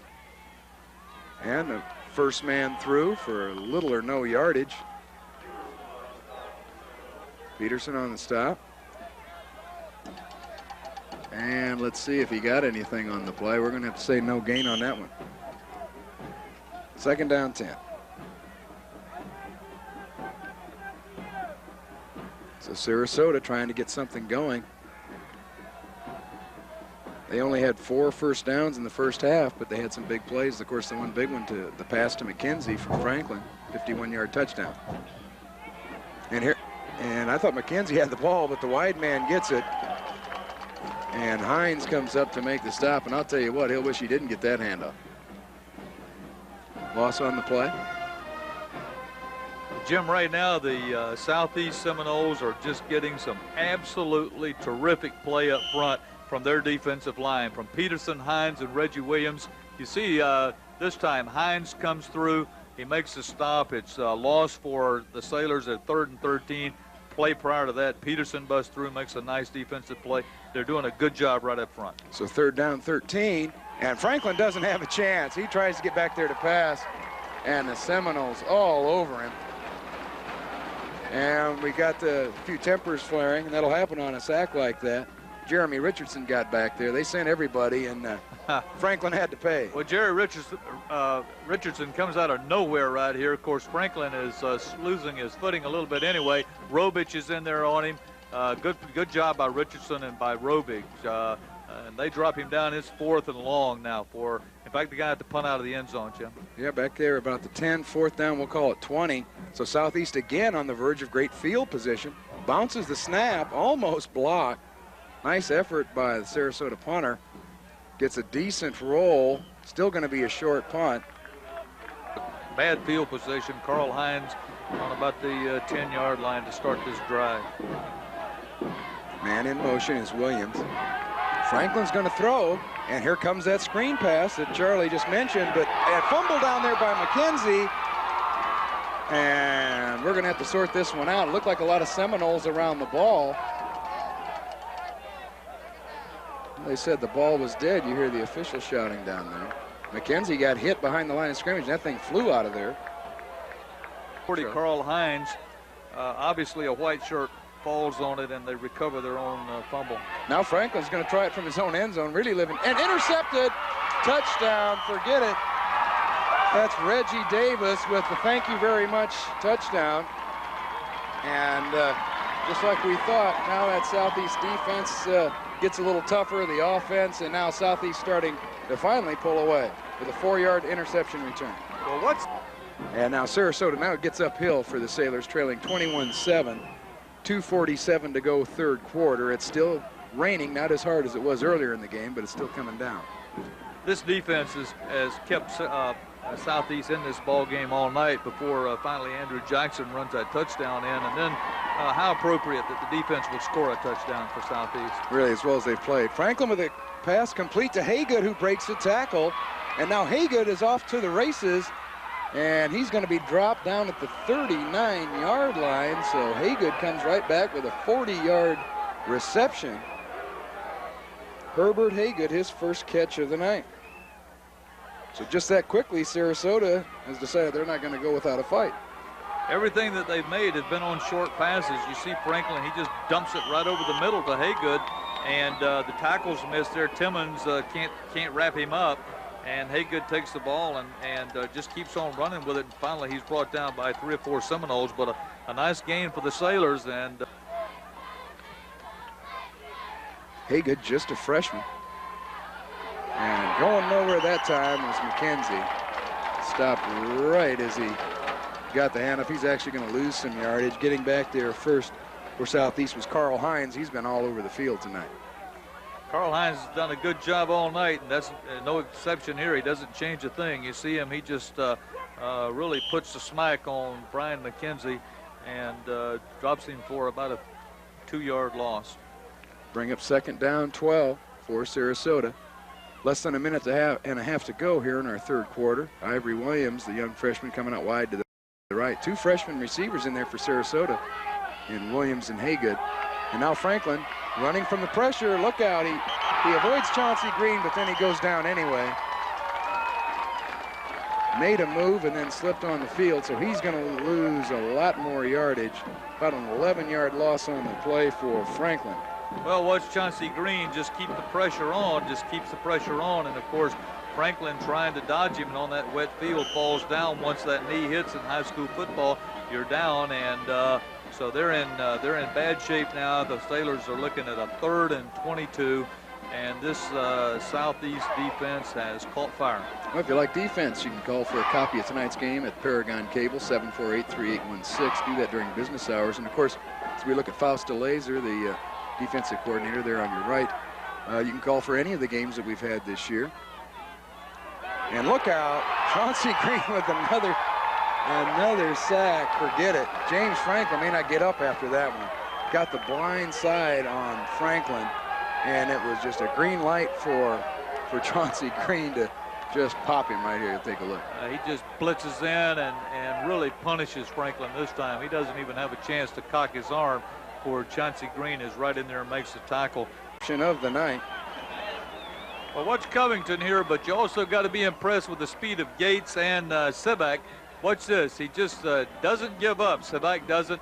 Comes right on as Covington runs, and it looks like he's going to break it all away, but a spectacular tackle by number 20, Nate Gates, to save the touchdown. Great call, nice play, nice pass to Covington. John Reeves does a good job laying it in there. He never broke stride. And that's a good point, Charlie, because that Kevin Covington is not a slow individual. That's tough to catch him from behind. Here comes McMillan trying to score from the 7. Instead, he's going to be lucky to get back to the line of scrimmage. That brings him up. Fakes the handoff. He's going to go to the air, and he's going to have a touchdown pass. I believe that's McDonald. Throughout the night. And then on offense, Obviously, Andrew Jackson, who scored the clutch touchdown when this thing was all tied up 7-7, he makes the big run, sticks it in the end zone, puts Southeast ahead to stay. And then, of course, it all broke open as the interception by Davis for a touchdown, and Southeast on the way. And there's Brown trying to get off a pass. Falls incomplete. Tough situation for a young kid like Brown to come in fresh like that. Now, like you say, Charlie, I think we can only assume that Frank Taylor's, as we wind down here with 2:13 left to go. And there goes Ivory Williams. Well, he tried to go somewhere, but Robick, number 33, had some other ideas as he grinds him into the turf. And Williams, no gain on the play. Third down coming up. As we take a look, that's just Robick taking a guy's head off there, basically. He's a tough linebacker. I think they can be encouraged, though, with Ivory Williams as really a future stable player, stable running back for Sarasota. I think he's going to be a good one. We're going to see an awful lot of this kid as Manatee and Southeast and Sarasota match up in those games that we cover in the future, Jim. Got it. Straight ahead on the straight dive. And it looks like the way we're fighting down there, maybe we've got another fumble on the play. And it is. Southeast has recovered after McKenzie got a couple of yards. He coughs it up, and that'll do it. That'll end it this week. Southeast, all Southeast Seminoles, 35-7. And don't forget Manatee Riverview. Stay tuned. We'll have our post-game show for you right after this.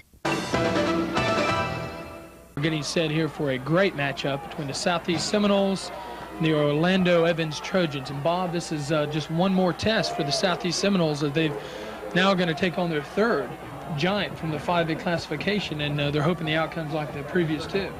Yard line, so not a bad start. Looked like he kind of had a little bit of confusion there as the wedge seemed to open, but he couldn't get there, Bob. Yeah, the wedge opened up, but it closed up real quickly, the Southeast Seminoles special teams. As the Trojans come out on offense, they do start, I believe that is Lordy out there at first, isn't it? No, I believe Ronald Slaughter is starting. Does Slaughter start? Slaughter is at the quarterback position. The man to watch is Harp. He's gained 450 yards.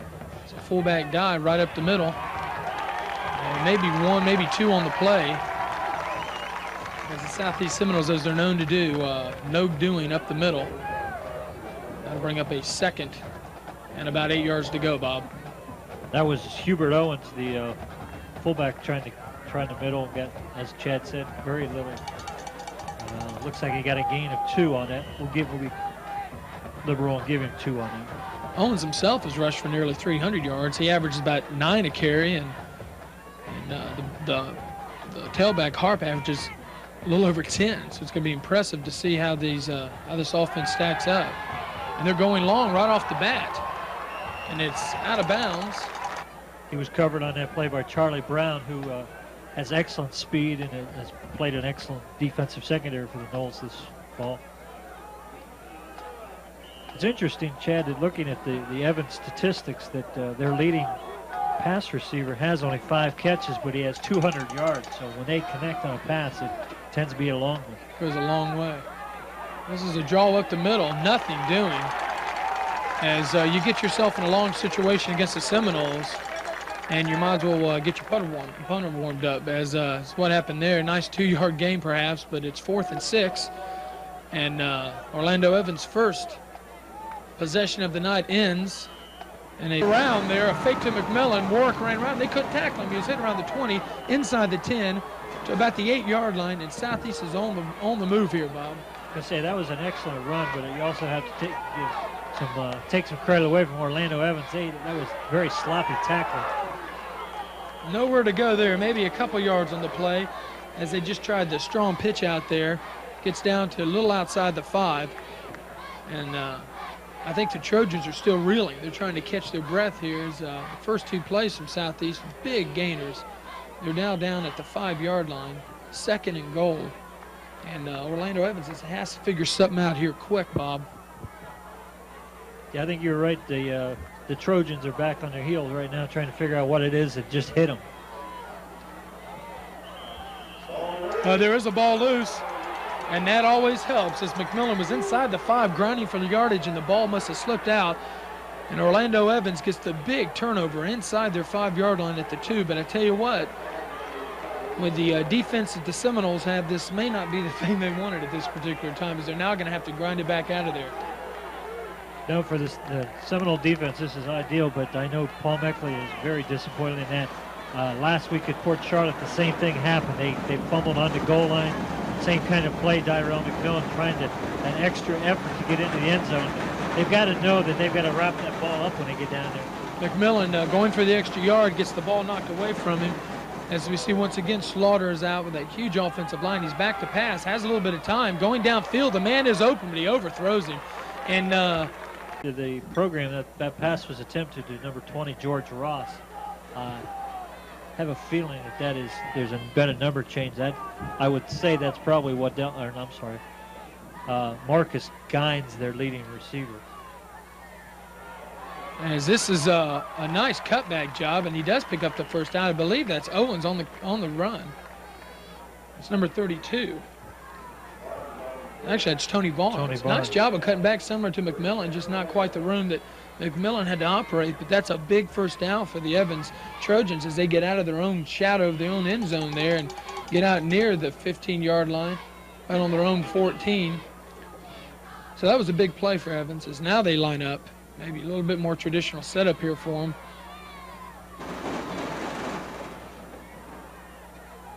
Here's a pitch out, and he's looked like he has a little bit of room and skirts out there for a nice gain on the play. A lot of speed out there, obviously, by, I believe that's Wendell. I guess that is Owens. Yeah, number 33, Hubert Owens. And boy, I tell you what, it showed a little bit of speed there, Bog. So that puts them in a little bit better situation as it's a 2nd and 4. They are now out to their 20-yard line, and they've got a little bit of continuity going. Maybe everything's settled down for them so far in the first quarter. Slaughter's up underneath the center, looking around a little bit. Straight eye to the fullback, and they definitely notice the blitz as the fullback jumps out, and it looks like he has another first down. So that's Barnes on his 2nd carry of the night. Picks up the first down out to the 26-yard line. And that's something that, they're working on. The blitzing hurt Manatee earlier in the year. Definitely hurt Riverview in their game 2 weeks ago. And I think Orlando Evans, I believe he changed the play at the line of scrimmage and hit that quick dive there to the fullback. A little bit more delay. And the ball is on the ground. And the Southeast Seminoles return a favor as they pick up a fumble. But a great job there. Nowhere to run, hit in the backfield, which is what the Seminoles' specialty is. As Peterson picks up the ball inside the 25-yard line. Now that can be painful. You might as well catch that and just fall on the ground. But it doesn't work for Southeast, as the 35-yard line will be where the ball is marked. So it's a nice job by the Evans front people, as they almost seem to anticipate that. So they're on their own 35-yard line. We'll see who the quarterback is, as Slaughter came out the first couple possessions. And I believe it is number 12 once again. Of course, he's got Barnes and Harp in the backfield. 2 wideouts to his right. Chris Lord is the quarterback, Chad, number 10. Number 10 is out there. So this is a different quarterback. Of course, they have platooning quarterbacks, Lord and Slaughter. Not much to go on the draw play there. One throws more than the other.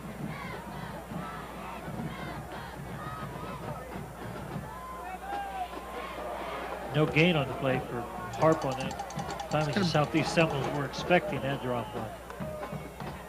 Draw plays may be thrown out of the playbook here. Southeast, the speed this defense has, a draw play sometimes is almost like hanging meat in front of their faces, and they go after it and attack it. It's going to be a 2nd, and we'll give them 9. Give them a yard on the play. This is the fullback dive in there, and that's not a bad job right there. Is they're going to have that to keep this Southeast defense off the perimeter. Manatee did not do that a couple weeks ago, as people saw, and it was a great football game, but that ended up being one of the factors in the game. Is Southeast speed is just overwhelming on the perimeter. If you can't keep them to at least take that 1 extra second to read a play, you're in big trouble. Yeah, you have to make Southeast read a play. You can't let them react, because if they react, they're going to react quicker than you will. Of course, you got Cromartie and Robich, the two big linebackers, roaming the territory there for this defense. As they tried to sneak it up in there again, and no go. As Cromartie smelt that out and came in for a nice job. So that brings up a 4th and about 3 as the punting unit for Evans comes on once again. And this is not a good rhythm for them to get started into. That first play from scrimmage got them basically 0. And against the Southeast defense, you're going to have to get some yards on first down to times the long bombs, which, as we know, are so difficult to get a hold of. But they've got to open up something here, Bob, against this stingy Southeast defense, which is like so many others they've had in the past. Little mix-up there on the play, I believe, and Lord had nowhere to go, just tried to dive over a little bit. Nice job there by the Southeast defense as they stop him from no gain. They may give him about a yard. So once again, Bob, as we mentioned the last couple series, it's a 2nd and long, 2nd and 9. Not a good position to be in against this defense. No, it isn't, because you're almost forced into a pass because you have not been able to run consistently against Southeast. So you've got to try to open up with a pass. And as Woody Hayes used to say, three out of 4 things are going to happen, and 3 of them are bad. That's right. When you try to put that ball up. About a minute to go now in the first quarter. Brings up a long 3rd and a 2nd and long, and that's nowhere. Maybe a yard on the play. They will give him a yard, so it's going to bring up a 3rd and 7.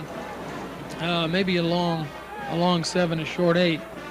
But just a bad position to be in as you try to run between the tackles against this offense, and you're in big trouble.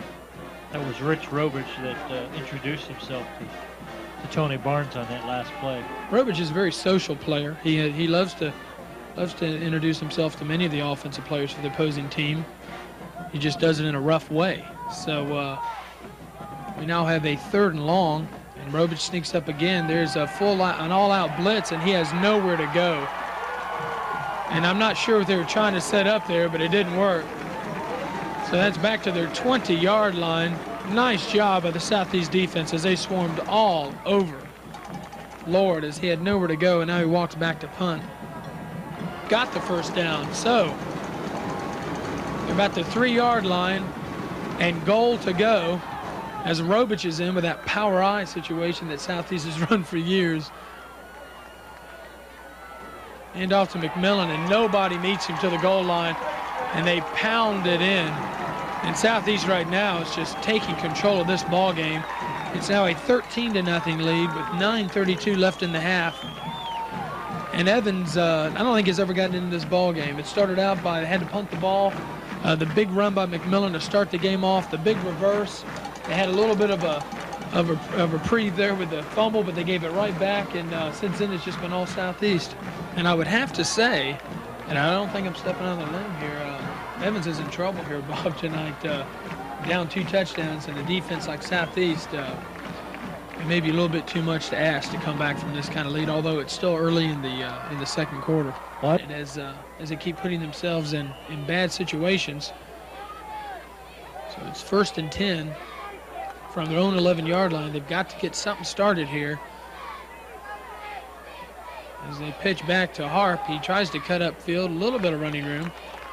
About 4 or 5 yards, 4 perhaps. On the play. You notice, Chad, that Orlando Evans, when they have been able to get some yardage tonight, have gone to the outside. They are not getting anything inside. There's just not much room to run. Of course, the defensive tackles, of course, Williams had a nice write-up in the paper this week, has really come on. They're just dominating lines of scrimmage. As Evans is coming up on a 2nd down now as they try to sneak it in there, the fullback. Just not much room. The thing that's interesting to watch is the line penetration is not really there by the defensive tackles, but what happens, everybody just swarms around him. And looks like Evans is holding the blocks well, but everybody else just comes in there and gets the tackle for the Seminoles as defensive line does their job, I guess, in keeping those offensive linemen busy. We're getting down near the 8-minute mark left in the second quarter. As it's 3rd and 3, which is the best third down opportunity I think Evans has had in quite a long time here. As they're going to, Slaughter brings him out. He's going to roll out.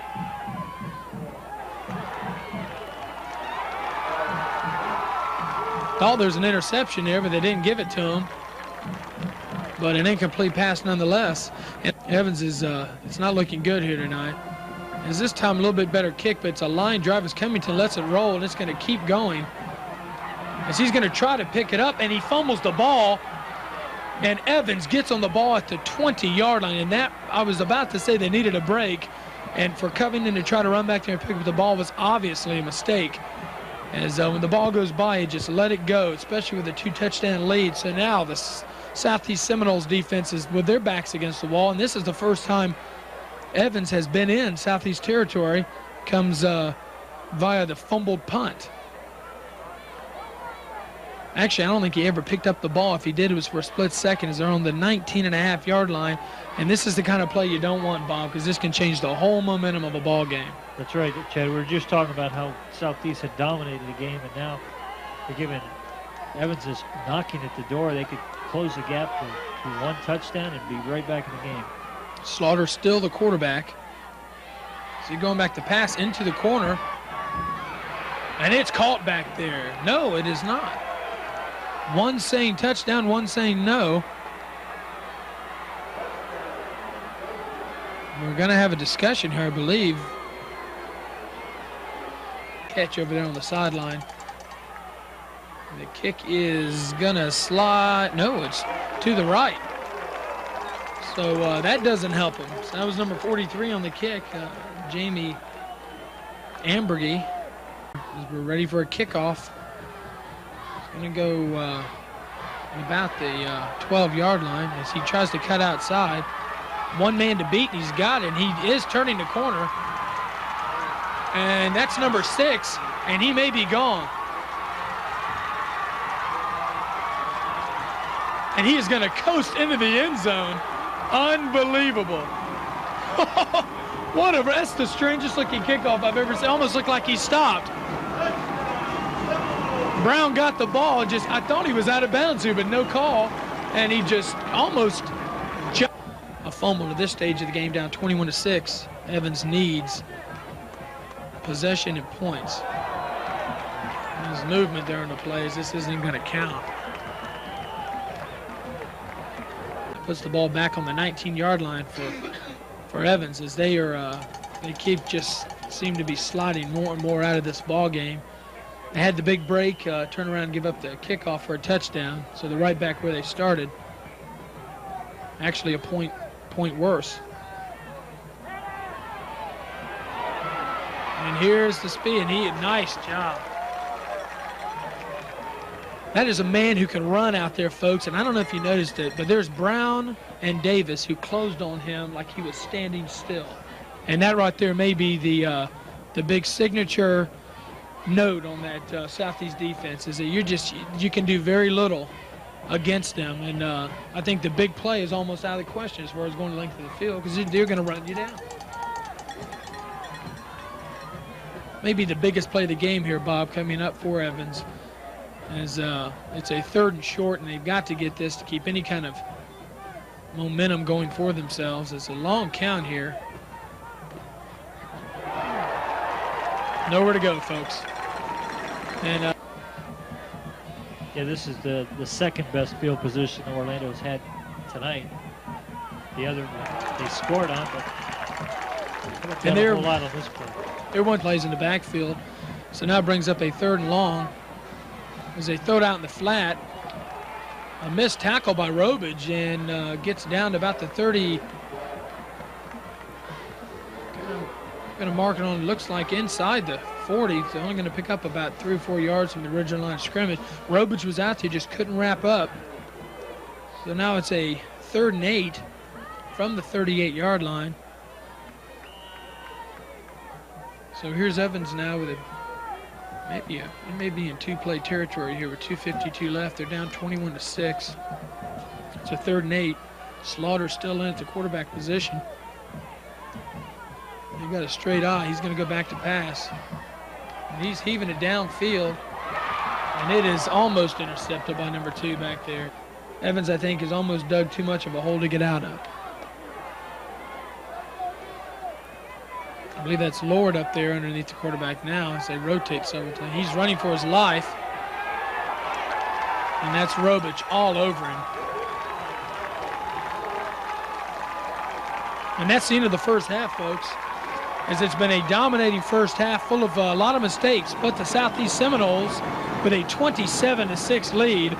Please stay tuned as the marching bands for both clubs put on a halftime show I know you'll enjoy. So pretty much dominated by the Southeast offense and defense. Yeah, at halftime, Southeast with 151 total yards, Evans with 61. Interestingly, though, Chad, the Southeast Seminoles had to go a total of 79 yards for their 3 offensive touchdowns. So very opportunistic effort so far. Evans hasn't shown really much. They don't resemble a team that would be a big powerhouse. As that right there, folks, was a scary-looking play. As one great move by the tailback, and he goes into more trouble. That kind of makes you want to go on and get tackled by that first guy. Great pursuit by the Southeast defense. Folks, would like to remind you, immediately following the game, don't forget to stay tuned after the game for the DeSears Appliances post-game show. We'll be choosing an offensive and defensive player of the game. We'll try to interview those players, and it should be interesting. So, of course, stay tuned for an inside look at some of the local talent here in Manatee County, especially on the Southeast High School team, as there's a mix-up.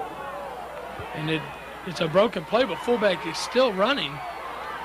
And that's, I believe that's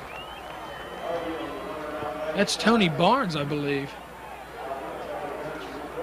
Number 30, Ed Barnes. That was a little sneak play back. It looked like a broken play, and the fullback burst through the middle, down inside Southeast territory, inside the 45. That's the first time I think they've gotten in Southeast territory on their own. They got the fumble punt recovery, but this is the first time, I believe, on their own offensively, Bob. Yeah, I think you're right, Chad.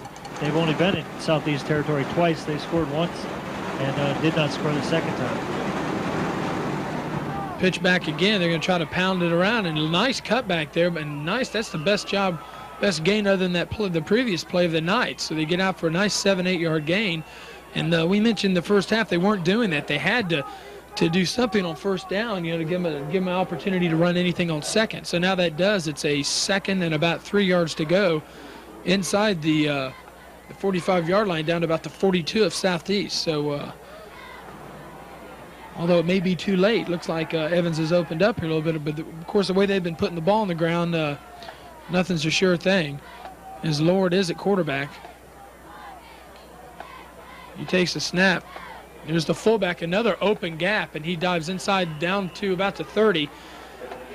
And right now that offensive line is doing some work here. This is more or less what we're going to look for in the first half. It never seemed to, after the opening 2 plays of that Southeast offense, after the first Evans punt, it looked like Evans just got in a kind of a state of uneasiness and never seemed to have any continuity at all as a team. Yeah, I think Southeast put Evans back on their heels a little bit with that early drive, and Evans did not fully recover until halftime. And as you mentioned, they continually put Southeast in a incredible situation as far as yards to go. And there's the Southeast defense coming up. You can only you can fool them a couple times, but eventually that's got to stop. So a loss of about a yard on the play. Second and about 11, maybe even 12, maybe even 2. So that's they go back to what they were having problems with early, and that's just lack of any yards on first down. Second and long, and the only difference in this now is at least they're not second and long on their own 15 like they seem to be early in the game and throughout the first half. Lord is still in at quarterback. They bring him in and out so much, he seems a little confused. And there's the handoff, and this is Harp, and he's got a little bit of running room. He's inside the 20, down near the 15-yard line. Nice job out there by the wideout, who's simply gotten everybody's way. And a little bit of a scat movement there by the tailback. And that is And there's Wendell Harp. Of course, he's gained over 400 yards, so he knows how to run the ball.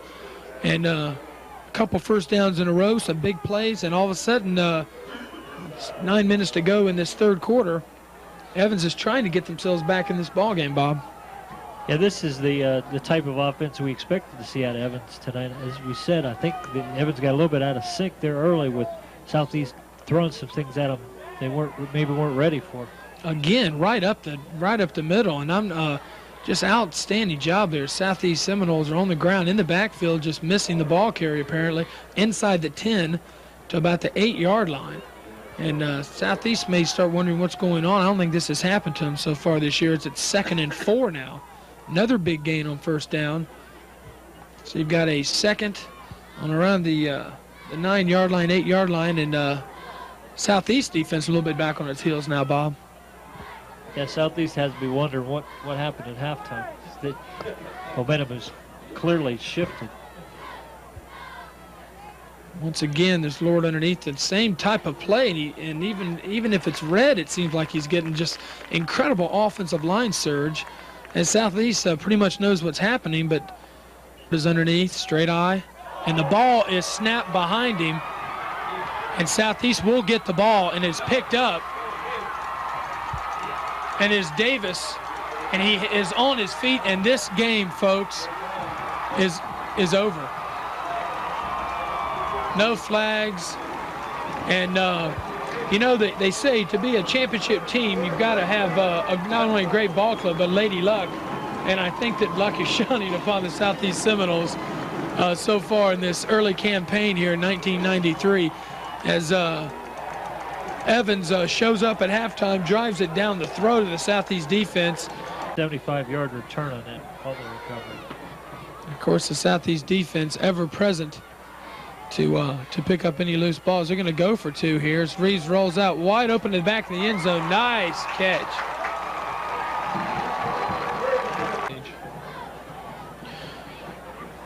But Lord once again is underneath as Evans, of course, are going to try to do what they did last time. That's just pounded right down the. Here comes Cromartie. Looks like on the top of the screen. Fullback down. Look at this. Look at the surge. As every Evans player on the helmet had seen before he went into the end zone. But 2nd and short. Here's the pitch. Tries to cut it upfield and does. He's down the sideline. Nice job of running as Evans right now is. It's definitely is not a picture-perfect game for either team, really. Howard takes a snap, and there's the fullback once again, just grinding for yardage. About 3 or 4 yards. I'd give him 4 on the play. He's down to the 45-yard line of Southeast. So not a bad carry again. It's going to bring up 2nd and 6. Is that Evans Ball Club now? I guess you got to think, Bobby, you know, there's no reason to get out of your game plan. You haven't played that good of a game. Get some offensive possessions.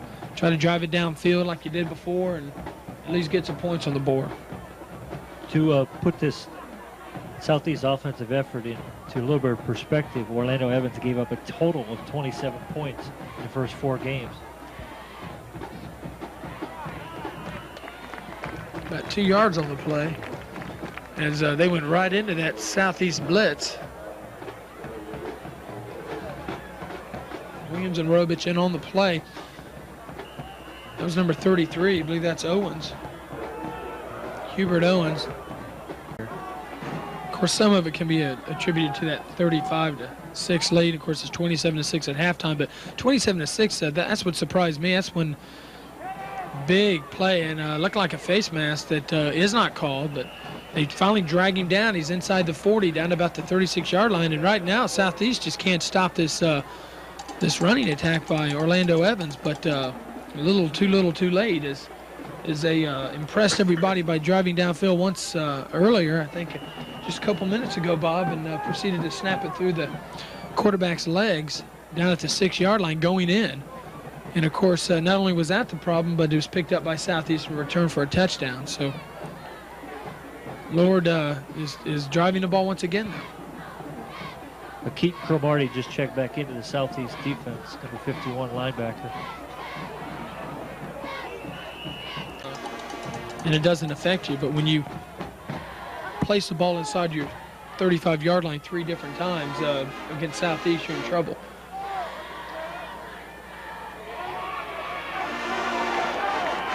Nice job as Williams goes down. Payne came up and turned the ball inside. Williams goes down, stops it to about a half-a-yard gain. So now that defense steps up. As you've got a 4th and about 3 or 4 to go. They're on about the 33-yard line of the Seminoles. No other decision here but to go for it.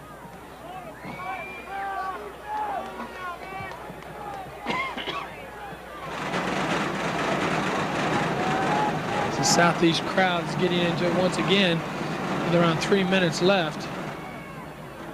Look at the surge. That's unbelievable. That's just, I don't know if I've ever seen that in Southeast. Of course, the game's out of reach, but like you say, the Southeast, this is still first team against first team, and you hate to see yourself getting whipped, but nice first down. And you're wondering, where was this in the first half? Yeah, this is a completely different Evans offense here in the second half as we saw in the first half. Again, they've had a little bit better field position than they had in the first half, but they're also just blowing the Southeast defense off the line here. Oh, almost a bad pitch, and he broke away, fumbles the ball, and he's down. So nice job there by just getting the pitch away, and a nice handle, and he gets down for a first down. Get another score on the board.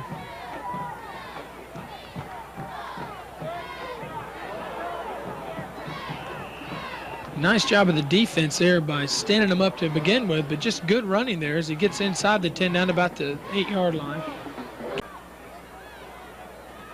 About a 7-man front, under 2 minutes left in the third. Moore takes the snap, and look at the power running by the. That's incredible strength there as he takes Robich and looked like Davis with him inside the 5, down to the 4-yard line. Still short of the first down as they need 4 more yards, perhaps a long 3. Is that Evald trying to get that Southeast defense to stiffen? They're going to pitch it outside. He cuts back upfield, nowhere to go. The ball's on the ground. There's a flag on the play as well. Southeast ball, flag on the field. Maybe a block.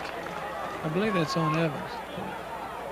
And it is, according to the Southeast players running out of the Regan off the flag. 6 lead.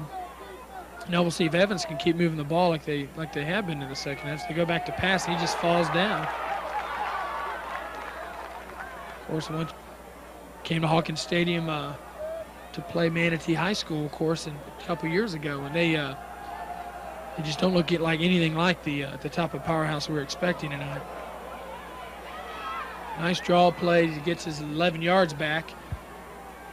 It's going to be now about 3rd and 10 from the 42, 43-yard line. Nice job there.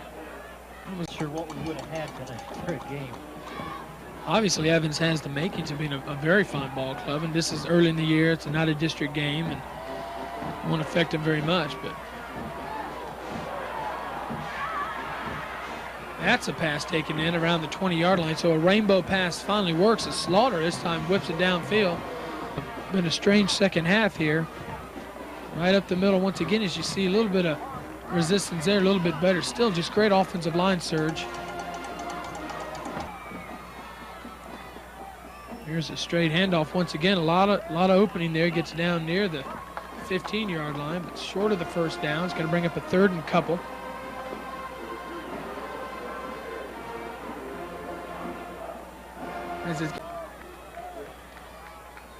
Be interesting to know what's going through the Southeast defensive players' minds right now too.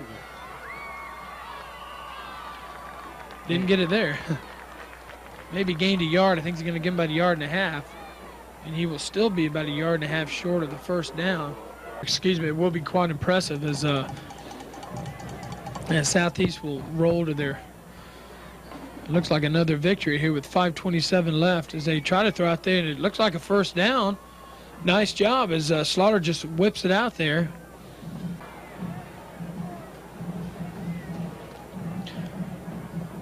Slaughter still the quarterback. He's going to pitch out.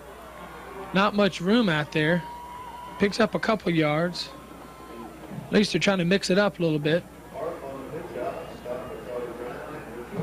But, of course, you look back and that Manatee game, of course, the second week, just a classic ball game. So, with a minute left, Warrick does his magic and returns the ball 57 yards for a touchdown, and they hold on for the victory. So that was a big upset in a lot of people's minds. But Sarasota Riverview, team they'd beaten 6 straight times, I believe, going into that game. That really wasn't as big a shock as that first game. Now they want to prove themselves once again, and obviously they've done it with a 35-6 lead.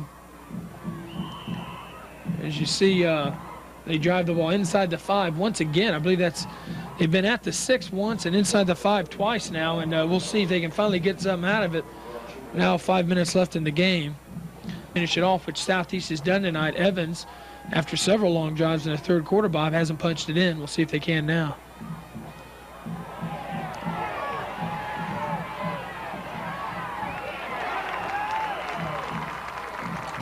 As that was Slaughter just rolling out to his left and could see nothing. Flags are flying, and we have words spoken, and I'm not sure who it is, but Southeast seems to be against Evans, and nothing seems to be going right for the Evans Trojans tonight. As the crowd is still going nuts for this, as the ball's thrown up in the air and intercepted.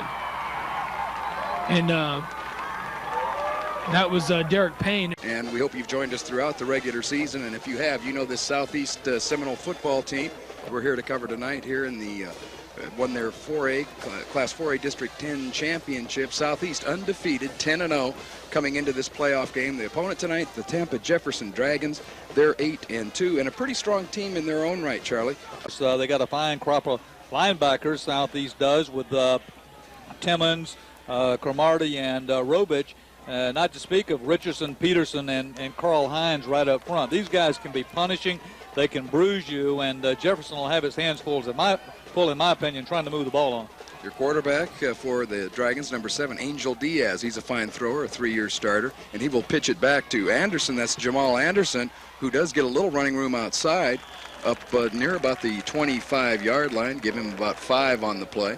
2nd down and 5, a good first down play against this quick, swarming Southeast defense. Like we mentioned, just 80 points all year. They average giving up just 155 yards per game. Another fine job by defensive coordinator Fausto Laser. We'll call it 2nd down, make it about 6, 4-yard gain on the play for Anderson.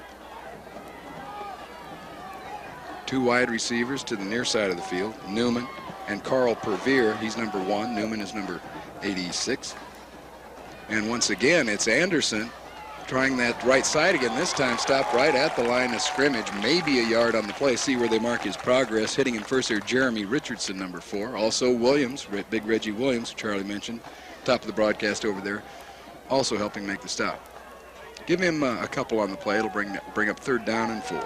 When Southeast is playing, when the pile uncovers, Reggie Williams is down underneath there somewhere, and that was no exception on that play. And back to throw his first pass is Diaz. He sets up a screen, and it falls incomplete. He was trying to hit Anderson, who was immediately hit. And that was big Rich Robick back there, number 33. So had he even caught the pass, would have lost yardage. It falls incomplete. So no first down for Jefferson. They'll have to punt it away to the Seminoles. As you look at the Southeast crowd, we got a packed house here. As he backed into the pocket, and Jefferson's going to have to kick it away, and this offense from Southeast is going to get their hands on the ball. Nice looking punt sends Covington back, who lets it go. Wisely stays away from it down to the 31-yard line. And right now Jefferson with 1st and 10 at the Southeast 13 after the blocked field goal attempt and the return by Russell Stroud of 60 yards. 1st and 10 from the 13. Man in motion. Is Spencer coming towards you, back to throw. Diaz, and a little quick on that, trying to find Newman, who is double covered. It'll bring up 2nd down 10. On 2nd down 10, running out of the eye.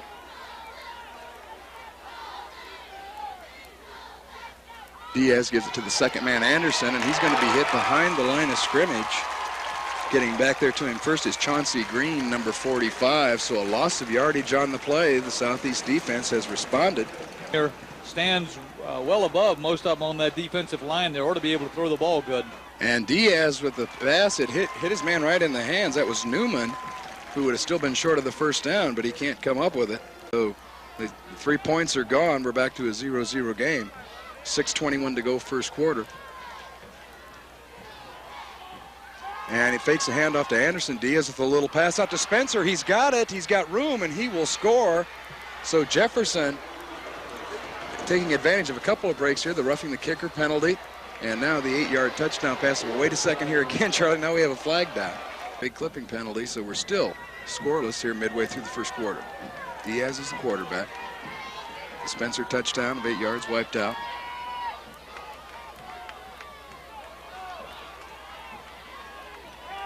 And back to throw again is Diaz. He's going for all of it. He's going deep. He's got a man down there, but it falls incomplete. Back, second down goal. Back to throw is Diaz, and he throws. He's got a man open over the middle, and that is Newman. About 5 minutes, 30 seconds to go, first quarter. Jefferson still threatening here. And he's rolling right is Diaz. He throws into the end zone, and almost intercepted, and now we're going to get the pass interference calls. He was going up by the blocked field goal earlier, and the 60-yard return by Stroud for the Dragons. And a fumble, and I think Anderson got back on it. We've got flags, so it looked like there was some movement before the snap. Yeah, Covington, and he stops the touchdown. They've been trying to score ever since. So first and goal now from the 8. Diaz with another pass, and once again broken up in the end zone. Looking for Newman. Obviously, that's the guy he likes to throw to. Second down and goal. Ball marked right at about just inside the 9-yard line. Diaz running out of that I formation. And he's back to throw again, and here comes the pressure, but he gets the pass off, and it's a touchdown, and Spencer scores. Now, we also have a flag down, but Diaz, who in the face of the pressure threw the ball perfectly, just lobbed it for Spencer to run under it. I think this may very well be offensive pass interference, Jim. I think that it is. Newman pushed off as he went into the end zone there, and it's going to cost Jefferson one more time. Penalty. So now they're looking at third and goal from the 23. And now Diaz back to throw. He's going to scramble and back to the line of scrimmage, maybe a yard on the play. Lane and Baptist, they're linebackers on that play, and that's what, of course, made it not work. And that Spencer, that's the first time we've seen him carry the ball. He lowers his head. He's fumbled, however. And that's a great view of the pileup down there. And it looks like from the Southeast reaction, it was recovered by Jefferson. We'll wait and see, though. The officials they're still with the first down by Spencer. 3-0 is our score. Don't go away. We'll be right back after these messages. And stop them there and make them turn the ball over. So they have done a good job tonight. First and 10 from their own 33. And Diaz fakes the handoff to Anderson. He's got Chauncey Green chasing him. He gets the pass off, and it was lobbed up there, very dangerous, almost intercepted. Called back on that same drive. And Diaz, this time a draw play, and Anderson didn't fool the Seminoles as he's back to maybe the line of scrimmage, maybe a yard on the play for Jamal Anderson. Takes 15 games for Manatee, all three of Manatee's teams to get in the state championship. That's a lot of football. Third down 10, out of the I. And Diaz throws it over the middle and trying to find Jones there over the middle, number 81, but well. Once again, Southeast is turned away. So Jackson had picked up 12, but he fumbles. He had another first down. And now we've got the ball on the ground again. Man in motion is Previer. And rolling right is Diaz. He's going to go deep, and he throws it, and Newman almost made a spectacular catch. If the ball was underthrown, and he tried to come back for it. Couldn't come up with it. Charlie Brown on the coverage. It'll bring up third down. Careful, whatever it is, they're at their own 7-yard line. They've got 3 wide receivers on the field. And they're going to run it. They pitch it back to Anderson, who's trying to bust it wide. Nice run. He lowers his head. He's going to be short, I think, of that first down, but he's up to about the 12. They were doing a little eavesdrop. I got interested in that. It was kind of interesting. Coach trying to put that thing together a little bit better and let them know how to move that ball out of there. 1st and 10. And it's Spencer. And he gets a nice looking gain out to about the 34, about 8 on the play for Andrew Spencer. He's carried 12. That's happened in quite some time. So it's 2nd down. And keeping it on the ground. Spencer, again, this time he's hit right at the line of scrimmage by Robick, got in there, firing in on a gap. He'll be short of a 1st down. To do anything with it had they got it back. Well, the Southeast fans are quiet right now as the Seminoles trail 3-0, 2:56 to go in our first half. 3rd and 8 for Jefferson. Diaz straight back, throws that quick look in. I believe it's, now they rule it incomplete. Dangerous punt returner, and we'll see if Jefferson tries to kick it away from him. And he gets the punt off. And Warrick, and he's fumbled it. Look out here. Or it wasn't Warrick has picked it up now. Covington fumbled it. And here comes Warrick.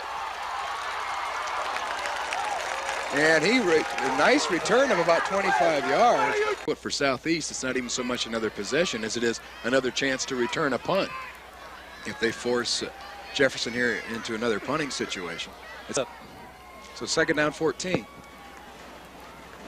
And Diaz will roll left. He's got plenty of time to throw, and he's airing it out. And almost picked off. Derek Payne almost had himself an interception.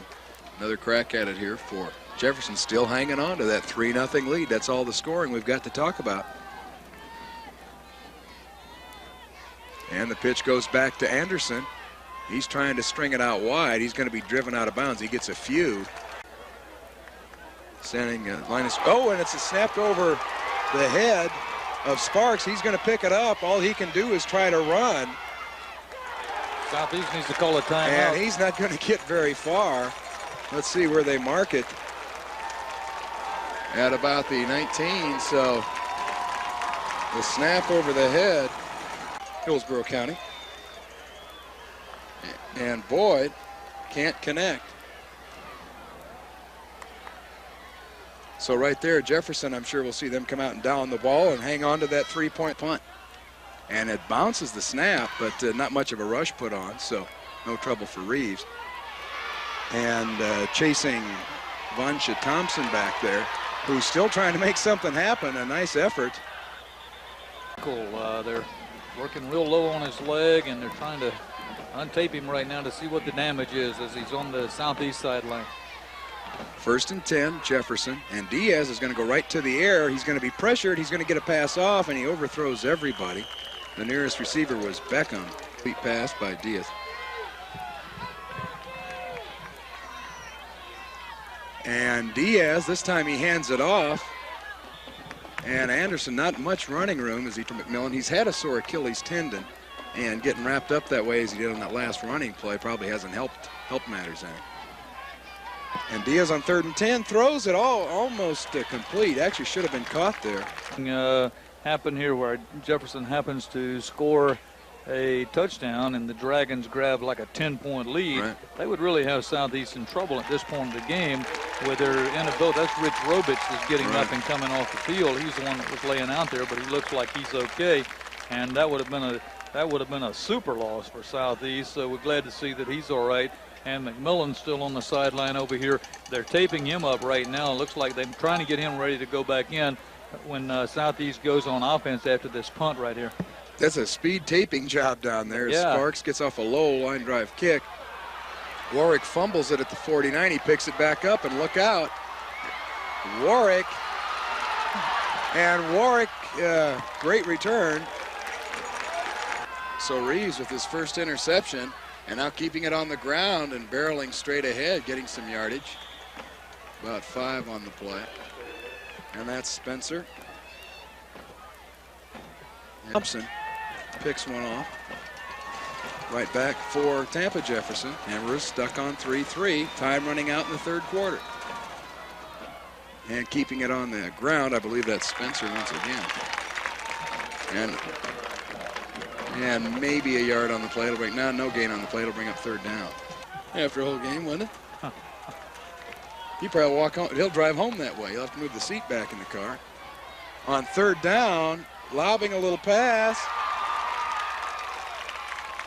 And let's see, is that Payne breaking it up? Seconds left in this third quarter. This quarter went by rapidly.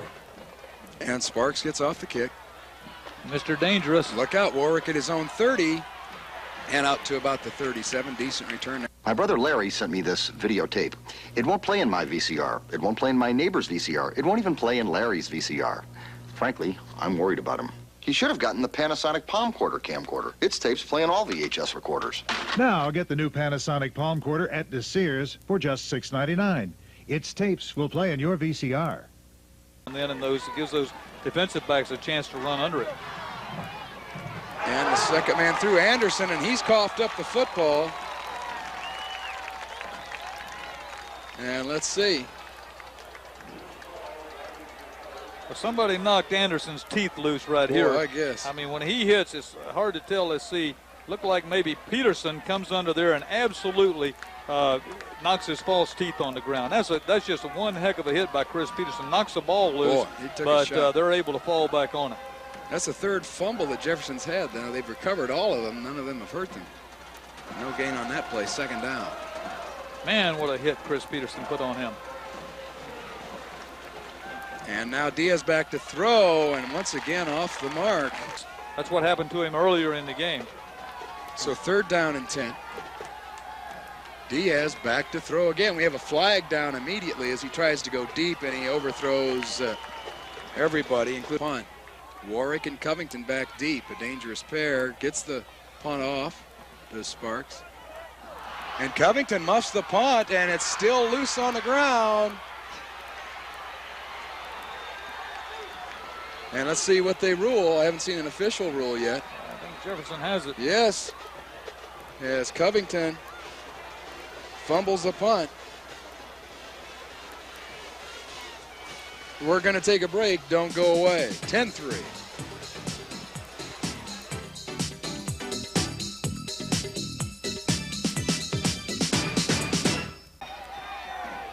At the Southeast 35, the best position Jefferson's had in quite some time. Diaz back to throw. He unloads it. That's going to be picked off by Derek Payne.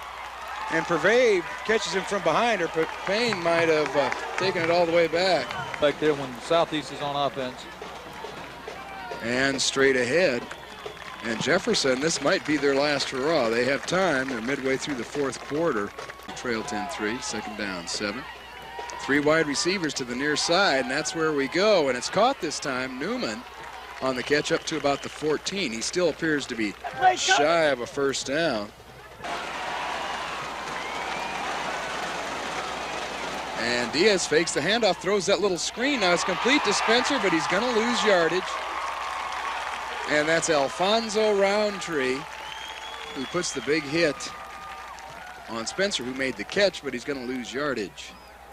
Well, watch this. This is perfect defense by Alfonso Roundtree.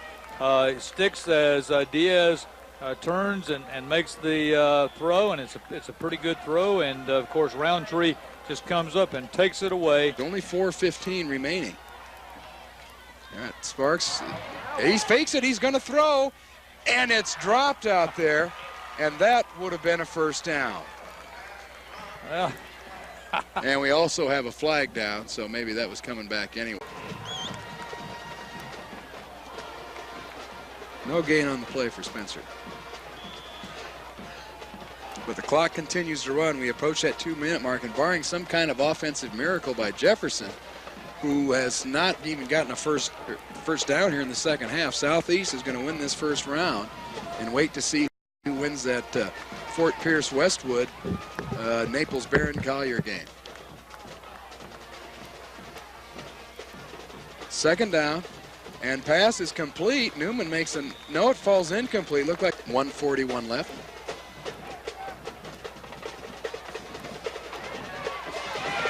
And the up man, that's Delane, who made the carry. He's going to be short of a first down. He did for you next week. Don't forget a post-game show with Charlie Wells. I'm Jim Brockman for Paragon Cable. Stay tuned for Manatee in their playoff game against Winter Haven. Thank you, everybody.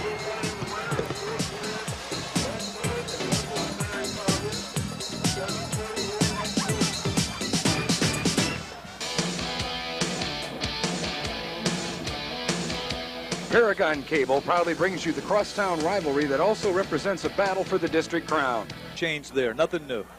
So we're all set. Southeast Seminoles have won 38 straight district games. That goes all the way back to 1984. The last time they were beaten was by Venice back in 1984, and they haven't lost a district game since. 10 straight titles. And trying to get going there, Southeast almost stealing the handoff as Loring gets the call. And I think that was big Reggie Williams back there. Number 90, who almost stole the snap, maybe back to the line of scrimmage for Loring. We'll call it 2nd down 10. Bayshore will have to do something innovative here to be able to move this ball. I don't think you could just come out and play straight up with this Southeast defense. It's a tough defense. The big number 90, Reggie Williams, he'll show you something all night long, and along with the rest of that bunch from Southeast, they play rough, tugged ball, and they don't give a lot. And Randy Thomas is your quarterback, number 3. He's going to keep it. And Thomas, once again, he's lucky now to get back to the line of scrimmage. And who else but Reggie Williams in there? He's quick, he's big, and he's a guy who's going to be playing a lot of football in years to come, Charlie. Reggie Williams, number 90. He's quick. He runs at least for 40 or 50 yards. He runs as fast as the backs do. And he got help from his pal, their senior linebacker, Rich Robick. We'll be calling his name a lot, too, number 33 in on that play. 3rd down and 10. No gain on the first 2 plays for the Bruins. Thomas is going to try it again. A nice little inside handoff to Loring. And he does get about 7 yards. However, nice looking little play, but he's going to be short of the first down. He's not even 4 minutes old. Boyd puts it up there and through, so 7-0. Just that quickly for Southeast. And Charlie, sometimes you worry about a team. Southeast had their bye week last week, got some time off from practice. You wonder if they'll come out flat. Well, judging on that first defensive and offensive series, it looks like Southeast with decent field position. We'll call it their own 31, 1st and 10. Vital for them right now, Charlie, to get some first downs and keep that ball away from that Southeast offense. Not an easy goal against this Southeast defense. And there's Thomas, and he hangs on to it and gets a couple of yards. He's taken over that starting job. He's only a sophomore. And at Bayshore, with those 3 straight wins, Charlie, I'll tell you what, they're doing with some young people, too, as we take another look at Thomas getting a couple. Jim Thomas does what he does best right there. He takes that ball and just follows up behind the tackles. He last week he threw 15 of 29 for 231 yards, and that come from behind victory over Charlotte. He also can run the ball. He's one of their leading rushers. And the chief running back is Octavius Calhoun. He's a freshman. We'll see him in a little bit. But right now we see Loring, who breaks the tackle right at the line of scrimmage and lugs it out to about the 38. So a gain of about 5 for Loring, and here's the... Get a first down if they want to stay in this ball game. I'd say it's already a critical stage right now for them. We're midway through the first quarter, Southeast on top. And there's that, oh, look out, that shovel pass is intercepted by Reggie Williams. He's pointing at Thomas and does get into the end zone. So Williams with an interception. That was technically a shovel pass. It was going forward. So Williams, and that's not how you stay close to Southeast, I'll tell you that, Trey. We'll take a look. Exactly right. You see Thomas come back. You see him try to make the little shuttle pass. Reggie Williams just comes out of nowhere, peels it off of somebody's shoulder, and the big tackle runs it in for a touchdown. I think that's the first of his career. So 33-yard interception, and Thomas made this, and that streak started. Whatever district Southeast has been in, they've changed 2 or 3 times, but they always beat everybody who's there, undefeated throughout district play. And straight ahead, they're staying with Jason Loring, who busts it. Nice looking run. And Jason Loring, you need that kind of play, Charlie, when you've just been zapped 14-0, I'll tell you. Nice run.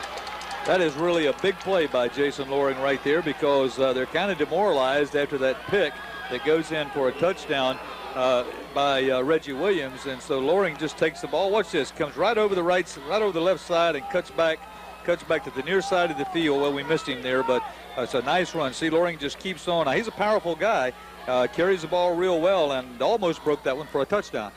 1st and 10, that's Bayshore's first. And this time Loring is lucky to get back to the line of scrimmage. Tripped up there initially Antonio Shepard on the play. Hines also in there. No gain on the play, 2nd down 10. Well, Jason Loring has carried the ball 77 times for Bayshore this year.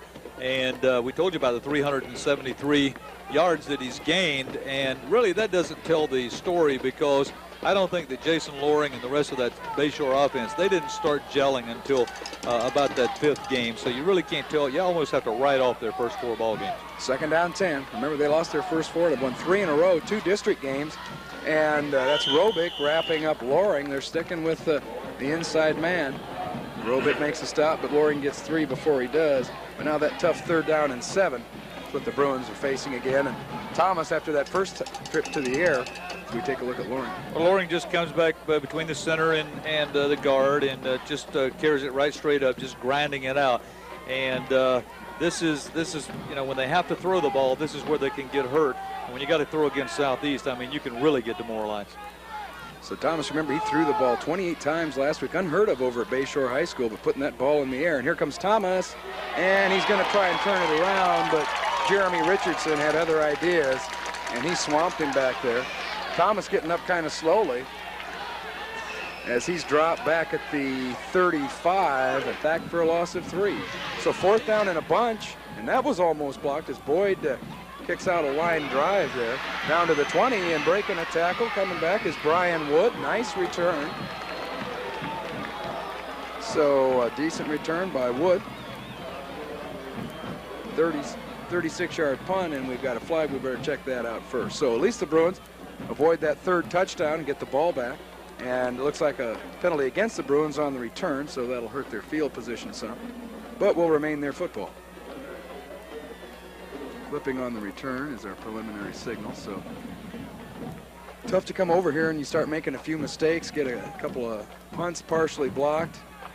Flipping on the offense during a run back. And making it 12 yards. He's got him in good field position before. You recall that the interception, that play started when Bayshore had good field position because of Brian Wood. And look who made the tackle on special teams, Reggie Williams once again. He's already got a touchdown tonight on the interception. And straight ahead running, I believe that's Calhoun. Let's take a look. If it is, that's his first. Let's check that out. That's 27. That's here on Paragon Cable. Jones gets a yard. And the Bruins making it tough. 2nd down 9 from their own 21. And that's fumble. Loring, one thing coming from behind 28 points last week, but against Southeast is another story. And Thomas is going up top to Greg Johnson. And we had the good coverage out there. Derek Payne was with him step for step. Quarterback. It looks like Loring and Jones in that backfield. And straight ahead goes Loring. And hanging on to him is Keaton Cromartie, number 51, record. No other team has done that, whatever district they've been in, whatever class. Haven't been winning since 1985, every district game. And there's Thomas on the quarterback draw, but going nowhere. Looked like Cromartie got in there first. Night long, so they need to block real well for Loring and let him get a chance to get a good kickoff, and they did. This is a much better punt. So Loring gets it off, and it'll be fielded at about the 40. Here comes Kevin Covington, and he's going to bring it back and go all the way. 60-yard punt return for Covington. That's usually Peter Warrick's thing, but as Charlie mentioned, he's been hurting a little bit, so why not let Covington run one back. And this is probably, I got to say, this is the best looking high school football team that I've seen in quite some time. I think they have a real shot at going all the way this year. They certainly do. And Thomas hangs on, and he'll wish he would have given up that handoff. He's going to be tackled for about a 3-yard loss. Chris Peterson back there. That's regardless of class. 2nd down 11. Thomas running for his life, and he's not going to get away. Huge sack on the play. Try and catch a number. And Thomas looks frustrated for good reason. We'll take another. Carl Hines just goes in there and grabs the hold of Thomas, and you see he just won't let go. Grabs just enough jersey to be able to sling him for just a terrible loss. And Hines gets the sack. That puts them they're looking at 2nd and long here. 2nd and about 20, I would say 25 maybe. Inside their own 10-yard line. They've got to get out to the 30 for first down. Yeah, excuse me, Jim. 3rd and 20 and long, 21. So tough position for anybody, and especially against these Southeast Seminoles. 8:29 to go in our first half. going to play it safe and get a couple of yards on the ground with Loring. Still punting from deep in their own territory. And there comes Timmons. And Loring gets the punt off. And it won't go very far, but at least it won't be returned. And let's see where they mark it. It will be in Bayshore territory at about the 47-yard line. So a 35-yard punt. Hopes that they will come out, Jim, and that they will let Jason Loring and maybe Craig Jones and Meyer carry that ball and not pass it. I think they want that clock to go on right now and not let this first half last any longer than is necessary. Just run the ball, chew it up, try to get on the scoreboard. And that's Craig Jones. They do just that as they run inside. And he gets a couple yards. Get an on level of the field view. Southeast sideline. That's Big John Reeves, number 12, the quarterback. So a gain of about 2 on the play for Jones. It'll bring up 2nd down 8. 5:40 remaining to go in our first half.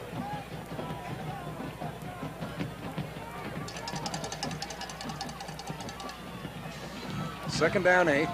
Thomas is your quarterback, and it looks like Southeast is bringing everybody, and here they come. That's bad news for Thomas, although he does get the pass off, just enough to get it intercepted. And that's picked off by the Noles, Alfonso Roundtree.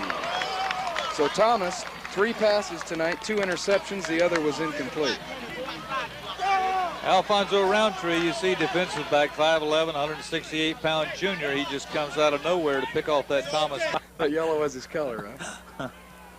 So 4th down and 27, and Boyd with the kind of the lazy snap and kind of a punchy line drive kick, and it's who else but Brian Woods again.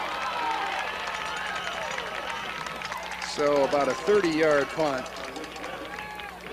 Well, this time Brian Woods, he doesn't get that good field position on that line drive punt because Rich Robich, you see there, the 6'2", 228-pound linebacker from Southeast, just goes down and hog-ties him. Watch this tackle by Robich. He's been doing this for a long time. He just plays very aggressive. Nice tackle, hangs on, and Brian Woods is stopped. There's another young man who can continue on playing football after this year, the fine senior linebacker, Rovick. Be a good one. And there's Loring, just fighting ahead for about 2 yards. It'll bring up 2nd down 8. Is tonight, and they're in control, 34-0, and straight ahead with Jason Loring. They're going with the one thing that's worked here a little bit as we wind down the first half. Loring with a couple more. Reeves has also run one in. And Thomas trying that quarterback draw again, and maybe a yard on the play, trying to get away from, looked like Chauncey Green back there, another one of those fine defenders. And the one that he scored tonight was called back. Excuse me, he did score one, did he? He scored one at 13-yard run, that's right. So he has scored a touchdown tonight, my mistake. 4th down, and it looks like the Seminoles are going to go for it. And straight ahead, they get it with ease, and look out. Here comes Andrew Jackson. Forget the first down. He's got a 53-yard touchdown run. 2nd long touchdown run for Jackson. And open it up. Now, wait a second. We do have a flag, and it's going to come back. So 2 long runs called back. And that cost us a big 53-yard touchdown run right there. And now Boyd will punt it away. And it will now fumble, but Bayshore does recover to avoid any further damage. 37-yard punt. So the Bruins will try and take it right there from their, well, we'll call it the 31. Has no more sandwich on. I got accused of eating a whole lot more of that than I did. I think you had more than your share, frankly. And taking it, that time that's Craig Jones trying to get somewhere, and he doesn't. Robick back there. And also knifing in there, Derek Payne. So a loss on the play as we take a look at Jones. Nice hit by Payne right here, and he hangs on. Look at grab those ankles and bring Jones down. Nice play. Nice defensive play by Derek Payne. Comes back from his defensive back position. Loss of 4, 2nd down, 14. 9:53 to go in our 3rd quarter. Southeast on top, 34-zip. And Thomas, who threw the ball a bunch last week, only 3 passes in the first half. 2 of those were intercepted. And he's up top again, and I spoke too soon. That's number 3. intercepted by Derek Payne. He's tried to throw the ball 4 times. 3 of those have been intercepted. He's going to keep it on the ground, and Jones is going to fumble, and it's going to be recovered down there by Carl Hines. So the second fumble loss of the night, yard line, where it'll be first down and 10 for Bayshore. So they've avoided giving up any more points for the time being. 6:15 left to go in the third quarter. And Thomas still at quarterback, facing that tough Southeast defense. He's going to go back up top and overthrown, trying to find Greg Johnson down there, who was well covered by Charlie Brown. Pinellas team's just doing good, and they haven't had much success over there in the last few years. Second down 10, Bruins. And back to Jason Loring, and he's been fighting all night as Robick hangs on to him, but Loring gets about 3 on the play. It'll bring up third down 7.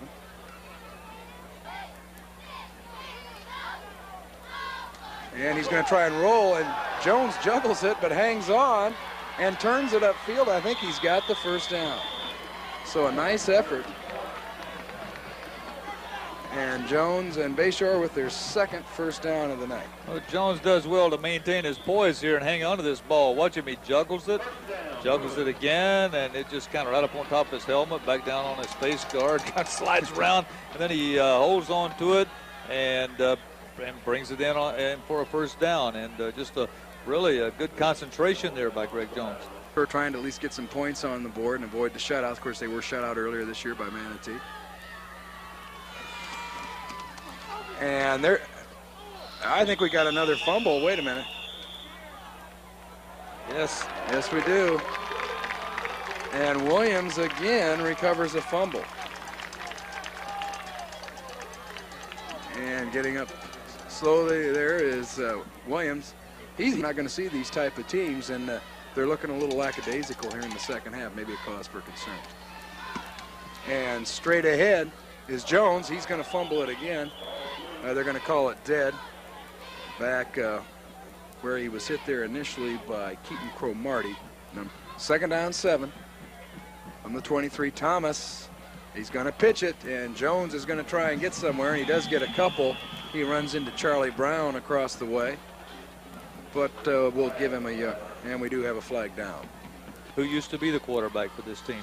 First down, and there's Thomas is going to fumble, but I think he got it back. We'll lose a couple of yards on the play.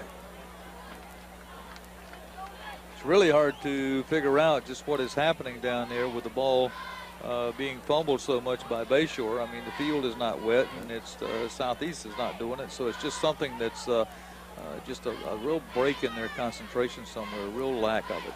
Second down 12, and here comes Jones, and he fights ahead for about 6 yards. He follows his fullback Jason Loring out there to about the 43, and it'll bring up third down. They have yet to cross midfield into Southeast territory. And here comes Thomas trying to change that, and he does. He'll cross midfield, a nice gain down to about the 41-yard line.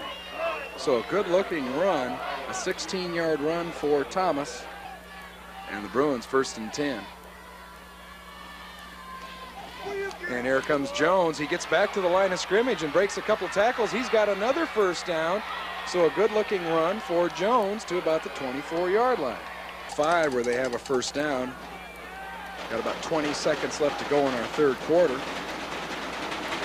And Thomas is going to lay the ball on the ground, and it's going to be recovered by who else? Southeast.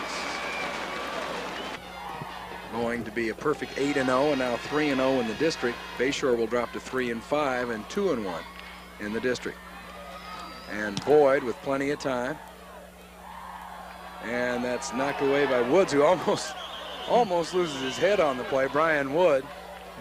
But he comes out alive on that one. So that'll be a nice looking punt, about a 38-yarder for Boyd and maybe a yard return. Well, I have to give Brian Woods credit here. He's a gutsy ball player. He fumbles that ball and he's trying to pick it up and knows that footsteps are descending upon him in a hurry, but he still manages to hang on. And he's been one of the bright spots really on special teams for the Bayshore Bruins tonight.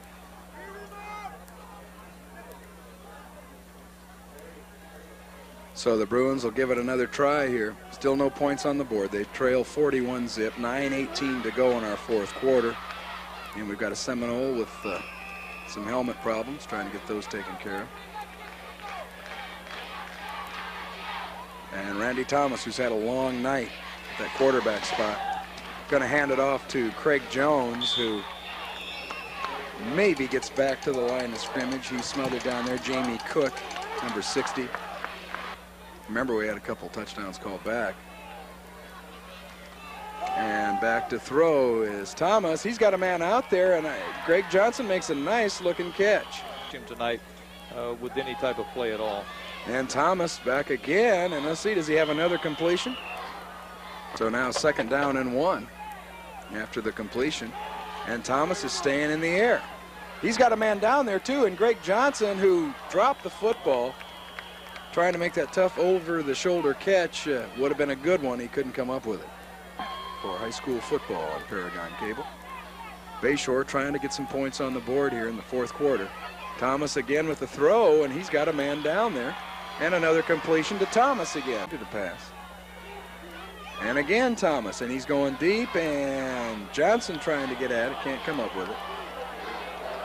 And we have a flag, and that might be the offensive pass interference. And even if you did, kind of hard to see who those guys are through those helmets. Yeah, it's not easy to call them out when they got the same number. So another 1st down. And another completion. Greg Johnson looking for that end zone, and he's going to get it. A 17-yard touchdown. Greg Johnson has one of those relief touchdowns. Yes, it is. So Bayshore gets on the board. I've got a little respect back. They scored 6. Thomas started throwing the football and completing it and getting the touchdown was Johnson on a 17-yard throw. And how about Rick Robick getting it? This isn't a chance he gets a lot, but I'll tell you what, he looked pretty impressive running that thing. Yes, he does. At about 220 pounds and all of it mean, that's nobody wants to get in front of him. He brings it out to the 42. Well, that's the last thing you want to see is Rich Robic carrying the ball if you're on the defense. I mean, he's a tough customer, and I think they let him in there to have a little fun tonight. Watch Rich Robic. He takes that ball pretty good hands there, huh? He's straight ahead. Yeah, hops right up. Look at this guy. Look how tough he is. Runs over that one tackler right there, would-be tackler, and takes a whole bunch of them to bring Rich Robic down. He's in 41-6. Don't go away. We'll have our post-game show in just a moment. I'm Jim Brockman for Paragon Cable. USA Today. Pompano Beach Ely comes into town tonight, Charlie, and they're going to have their work cut out for them. A very similar team, it looks like, at least on paper. We haven't seen Ely play this year, but 11-1. They won District 14 in Class 4A, ranked number 9 in the state. A very good defense, holding teams to under 9 points per game, only about giving up about 155 yards per game. Two very similar teams, of course. Southeast with that patented defense again on their side of the football have done a great job this year and going 12-0. Just about ready to go. Daniel Boyd will kick it off for Southeast. Ely will get the ball first. And that's going to throw the flag. It rolls out just inside the 1-yard line. Talented running backs, Darrell McMillan and Andrew Jackson, the fullback for Southeast, but they have Nick Butler. You want to keep your eye on him. He's number 20. He'll run out of the fullback position. He's a real good one. They'll start from the 35, and that is Butler. He stumbled right as he got out of the blocks, but kept his footing and struggled ahead for about 2 or 3 yards before he's brought down. Hitting him first there was Chauncey Green for Southeast. Gain of 3 on the play for Butler. Of course, he rushed for over 1,000 yards this year. And interestingly, he transferred over from a Class 1A school, Fort Lauderdale, Westminster. And it was a big break for Pompano Beach Ely. They were 6-4 last year, didn't make it to the playoffs. Different story this year. 2nd down, 7. Just underway in the first quarter. Thank you for joining us. And there's Butler once again, and he's close to a first down. And we see his quickness before he's upended down there by Chris Peterson. He's got that 4.4 speed, Charlie. It looks like he has it, too, the way he fired out of there on that play. Well, and they did get enough for the first down. He got 7 right on the nose, 1st and 10 at the 45. And now it's the second man through, and not going anywhere much at all is Tyrone Carter, number 22, hit right at the line of scrimmage. Once again, that's Green in there hitting him first, got a lot of help. They'll mark it right at the line of scrimmage, no gain. So nothing on the play there for Carter, number 22. And we'll take another look. You see Carter, he doesn't have the same success running against a tough defensive line. And also you saw those linebackers, the fine crop of linebackers for Southeast busting there on him. They're going to probably give that ball to Butler 4 out of 5 times tonight because he is their horse. And your quarterback out there is Walter McElhaney, number 17, 6'3". He's a senior. Once again, Carter, and he's going to be drilled. That's Robick back there running him back the other way. A huge loss on the play. We'll see where they mark it, but we've seen Robick do that year in and year out. Seems like he's been starting forever here at Southeast, and you see why with that kind of penetration. Loss of about 8 on the play. 3rd down and a whole bunch. Well, Rich Robic will give you a headache. Watch him. He's been doing this for a long time, and he gets his hand on the quarterback and just won't let go and throws him for a huge loss. That's the kind of play we've become accustomed to seeing when you watch Southeast play. Rich Robic, he's a fine linebacker. So now it's 3rd and 18, and back in the shotgun, but we got flag down all over the place. McElhaney was going to throw his first. To his man out of the backfield, Nicholas Butler. We said he accounted for about 50% of the overall offense for Ely. And once again, McElhaney's going to try to throw. He avoids one tackler, gets the pass off, and it falls incomplete, trying to hit somebody out in the flat. I believe that was Butler, who really got tagged on the play by Derek Payne. Would have been well short of the first down. He can't come up with it, and we're looking at our first punt of the night, and you've seen that Southeast defense do their thing. It's the quarterfinal round of the Class 4A playoffs. Both of these teams have won 2 playoff games, and Reeves gets off the punt. Fair catch. Made right at the 38, call it the 39-yard line, and that's where the Tigers will try. Carter on the fair catch. Before, we have not been disappointed.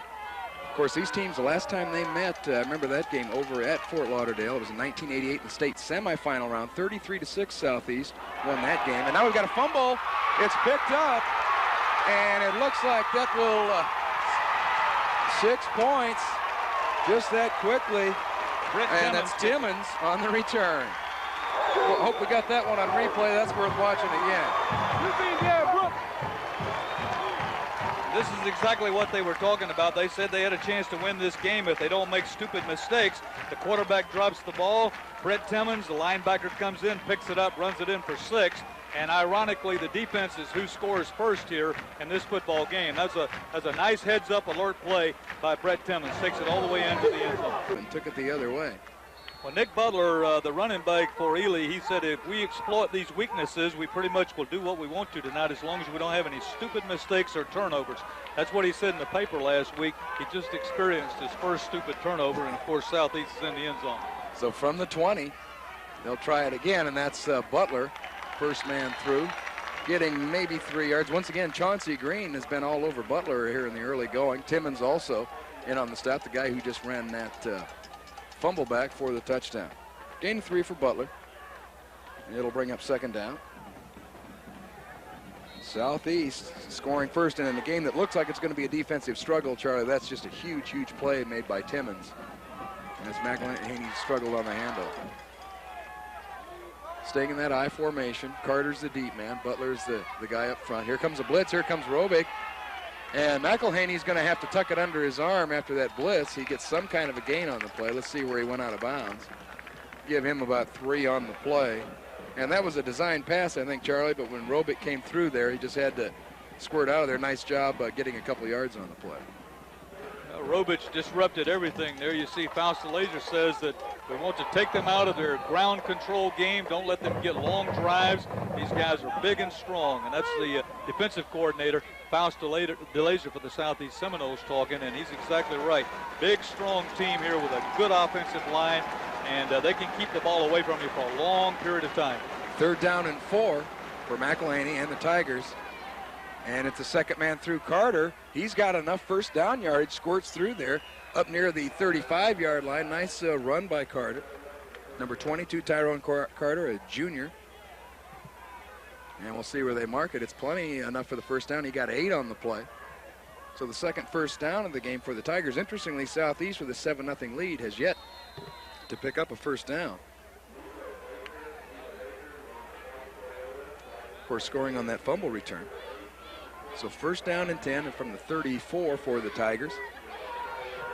Looking to tie this thing up. They trail 7-0 midway through the first quarter. And there's Butler again. He avoids one tackle at the line of scrimmage, but Timmons won't let him go.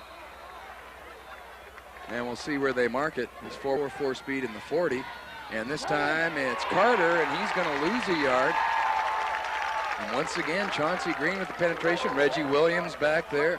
The names you've been hearing all year on that Southeast defense coming through again tonight. So a loss of a yard. Well, you see the handoff again, but Chauncey Green is right in there on top of that play, and also Chris Peterson coming in from the backside makes that tackle. Just the last thing you want to do is let a defense score on you, because it seems to inspire them, and that's exactly how this defense for Southeast is playing right now. Very inspired. They jump offside, however. A little too much inspiration. That's right. They got a little too much going, and Robich, I think, stuck his head over too prematurely. To right inside the 45-yard line. Running out of the eye. And it's Carter. And Carter is awfully close, and I think he just got there as Jeremy Richardson came in to finish him off. Very close, but I think he just got the football to where he needed to, Charlie. Looks like a first down. Well, on second effort, he does. You see Carter, he really is stopped back here. Looks like somebody got a hand on him right there, maybe Chris Peterson, but he just kind of slides to the right and keeps on plowing and gets that extra yard, and it's first down, Ely. Carl Hines making the stop, and it is another first down for the Tigers, their third here in the first quarter. They trail 7-0, and there, that time we got some movement, and that will be Corey Simon. He's the guilty party. He jumped 51 and said, "No, you really screwed me up there, buddy." First down and 15. Good camera work. McElhaney back to throw. It's batted in the air, almost intercepted. Almost picking that off on the deflection was Chris Peterson. And that thing was up there like a volleyball being bounced around. And you know, the Seminoles wish they had another shot at that one. There, the guy who ran the fumble back, he's the one who batted the ball up in the air initially. So now second down and long. Blitz. And here comes the rush. McElhaney somehow gets it off. A nice pass. And breaking a tackle. Look out if he gets a block.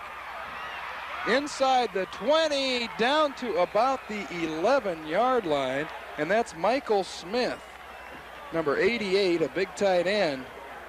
13-yard line, but that's a nice catch and a nice run after the catch by the big tight end for Ely. 48 yards on the play, huge pass completion. Now here comes Carter. He's trying to get outside, and he's drilled over there by a host of Seminoles, but he does get inside the 10. Once again, Green on the bottom of that pile, Robick over there. Let's see where they mark it. Looks like they'll give him about 5 on the play, so Carter getting some yardage. Well, Rich Robich, I believe, is who gets a hand in here and almost jerks his neck off. Watch Carter when he hits the end of this play.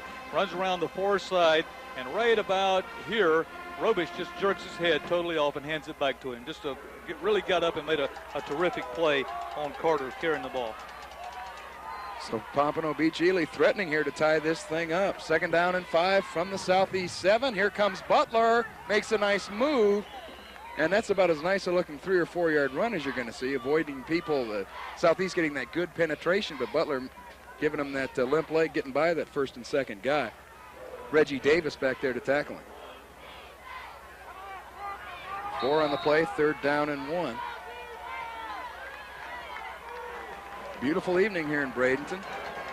Temperature in the high 60s, nice little breeze. Beautiful December night, the third week of the playoffs, the quarterfinal round. And here comes Carter again. And it looks like he's stopped from the end zone, but I think he's got enough for that first down, Charlie. Once again, Davis on the stop, and Derek Payne back there as well. But it is not lost a ball game. They have had terrific success, and tonight they're getting some production out of Carter. Usually Butler is the horse and carries the ball the most. First and goal from the 1. Here comes Carter. No signal. So it'll bring up second down. So Southeast on first and goal from the 1. They keep Carter out of there, at least on that play. And it'll bring up second down and goal from the 1. Actually, the ball just inside the 1. He might have got a few inches on that last play. So Ely, barring a mistake, if they can move the ball that far, you can see Wilt could tie this thing up with an extra point if they score the touchdown. 7-0 Southeast, but Ely trying to change that. And straight ahead, that's McElhaney. on the quarterback sneak. So the field goal is no good. So Southeast with a good chance to score. They don't come up with it. They had a first down inside the 20. And the field goal fails, the 30-yard attempt. Southeast had there to take that ball and put points on the board. They come up empty. Now they got to face this bruising offense again. Look out, here comes Carter and Chauncey Green again. That's the best game I've seen him have. He's played well all year, but he's a possessed man out there tonight. And he tackles Carter for a huge loss of about 7 yards. Second down, 17. And McElhaney with the pitch, he fumbles the football. And it's picked back up, an alert play down there. Well, I'm not sure who picked it up. He was hit, the ball was punched loose. We'll take another look. Well, McElhaney gets hit real hard here. We'll see if we can pick up who it was, but it knocks the ball loose. But Butler picks it up alertly, hangs on, and brings it back. Gets maybe 3 or 4 yards back. Chauncey Green, number 45. Well, it would seem fitting. He's had that kind of. Look out! They fumbled it again, and that one they're going to lose. Timmons with his second fumble recovery, and Timmons has been the man. Carter coughed that one up. Southeast in great field position here now, and another chance to put points on the board. And now McMillan fumbles, and it's taken in the air. That's going to be 6 points. That's Donaldson is going to go all the way. An unbelievable change of events. Donaldson with a 90-yard fumble return. And well, look, I don't see any flags. It bounced off McMillan. Unbelievable. And that you see across the way at the Ely Band, the people here on the southeast side are just stunned after back-to-back fumbles here. Timmons recovers. Take a look at it. Well, the fans are just absolutely in shock right now. I see this thing carried back right there as it bounces off, and of course number 45 is right there to pick it up. Donaldson carries it all the way, and nobody's going to get to him, and that puts Ely in the lead, and that quieted this place down, Jim Brockman. Well, it certainly did. With 4:30 to go, and I'm stunned too. You have Southeast looking like they're on the verge of going up by another touchdown. Now this extra point is good. Robbins adds it, so all of a sudden it's 13-7. Look at this thing. Well, Andrew Jackson takes it and just kind of breaks a tackle there and just keeps on going with it and comes down the near sideline. He almost falls down. I think it's number 22, Carter, that actually runs him down. I didn't get the number. Yeah, I see Carter coming across right there. Yeah, looks like Carter gets an angle on him and tackles him just before he gets in the end zone. A great run by Andrew Jackson. First and goal, Southeast. And there goes McMillan. He dives over the top. Well, there's a flag on the play, Jim, and may have been motion on Southeast here. That's pretty close. It looked like a knee may have been down, but I guess the call's a good one, and nevertheless, Ely seems to have the ball. Looked very close, but it looked like maybe he was still on his way down. And they've marked it right at the 23. So just as I took the words out of my mouth, Jackson had busted through for a first down. He had picked up 27 yards on the play, but he coughed it up, recovered by Michael Donaldson. And Ely avoids some. Of course, now we're even with turnovers. Southeast has fumbled, and Ely has fumbled. That's how Southeast scored on the fumble return by Timmons. And Carter's going nowhere. He runs into a whole bunch of Seminoles. Going to lose some yardage on the play. Reggie Williams in there first, and Chauncey Green's been all over tonight. And we've got a Seminole getting up slowly down there. That's number 40, Carl Hines, and they need him. And just hold on for dear life and throw for about a 3 or 4 yard loss here. They second and 13 now for Ely, but they're doing this Southeast defense really bristles up, and they've been doing a good job tackling and pursuing here. 7-6, Southeast still with lead. Here comes Robick on the blitz. Forget it, he's got him. McElhaney never saw what hit him. Robick shot through there. He's been getting close all night. That time he was more than close. He was right on the money. 8-yard loss on the play. Boy, this is a major league blitz here by Rich Robick. And watch this. He just comes in, absolutely fools everybody. I think we're going to get to see it here again. Watch Rich Robick, number 33. Nobody touches the big guy. He hangs right with him, throws McElhaney for a huge loss. And Robick making the play. McElhaney didn't even have a chance to even really turn around and look downfield, let alone try to find a receiver. So now 3rd down and 21 for Ely. Southeast, after giving up that 80-yard touchdown march, really tightening up here. And McElhaney's going to try and throw that hitch pass. Maybe that a goes out of lateral. bounds, and I think that is, they're going to mark it there. That's the right call. That was a lateral, and Mr. McElhaney's lucky that thing went out of bounds. So it'll bring up 4th down. And he doesn't know how lucky he is that didn't roll around at the 5-yard line. Give Southeast another gift touchdown. They'll have to punt it now deep in their own territory. Loss of about 5 on the play. And now Warrick becomes extra dangerous. He's standing at about the 45-yard line now with Pompano Beach Ely. He returned the last one 20 yards. And making it too easy for Peter Warrick is not a good idea if you're Pompano Beach. And the punt is angling and takes a bad hop if you're Pompano Beach Ely. It's going to be a very short kick out to about the 32-yard line. So a 25-yard punt. Warrick, the one right side of that, Warrick doesn't get a chance to run it back. But Southeast has some great field position right at the 30-yard line. Well, thanks to Rich Robich and this defense, Southeast, the fumble doesn't hurt them, and they still got great field position here at the 30-yard line. Rich Robich is the one that made this thing work. And straight ahead, I believe that's Jackson. To be enjoying a little success. And this time Reeves is going to keep it. Now he pitches it to McMillan, but a good read out there. And he still gets some yardage. He'll be short of the first down. Making a good play is Fluellen, number 2. 2 teams in the playoffs, Manatee and Southeast. And interestingly, look here, we got Robich in little blocking back. Well, I shouldn't say little. He's a big blocking back. We got him in the backfield. So 4th down, the Seminoles mean business. And there's McMillan. He doesn't get much, but he's got the first down. Give him a yard on the play. And that's all he needed. He didn't even need that much.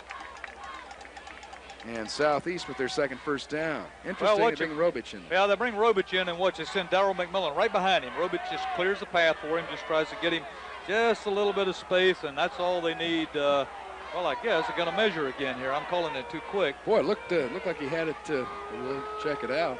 Of course, he didn't move it ahead very far. He followed a block of Vashawn Johnson, number 70, down there, leading the way as well. And let's see. Remember, that was 4th down. Whoa, not much to spare. About 4 inches to spare, but that's all the Noles need.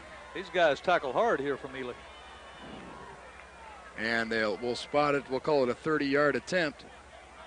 And Boyd, he sure hits it far enough. Did it go through? No, it's wide. And Boyd, he hit that. He had enough distance to hit that thing from 50, but I think he hooked it a little bit. So the field goal is no good. So Southeast with a good chance to score. They don't come up with it. They had a first down inside the 20. 1-06. And of course the Seminoles, both these teams here tonight, hoping they're there in Daytona Beach. Inside handoff to Butler. Not much running room, but he does get a couple. It'll bring up 2nd down and about 8. Of course, there are no bad teams at this point. When you're in the quarterfinal round, everybody's good.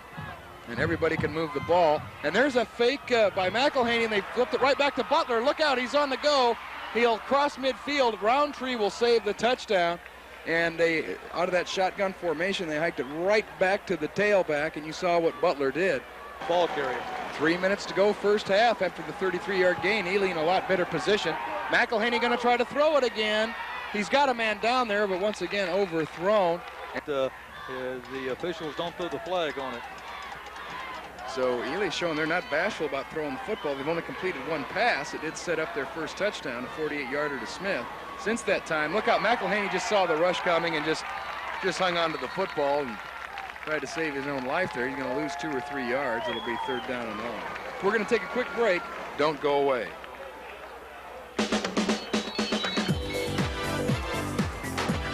Watch this.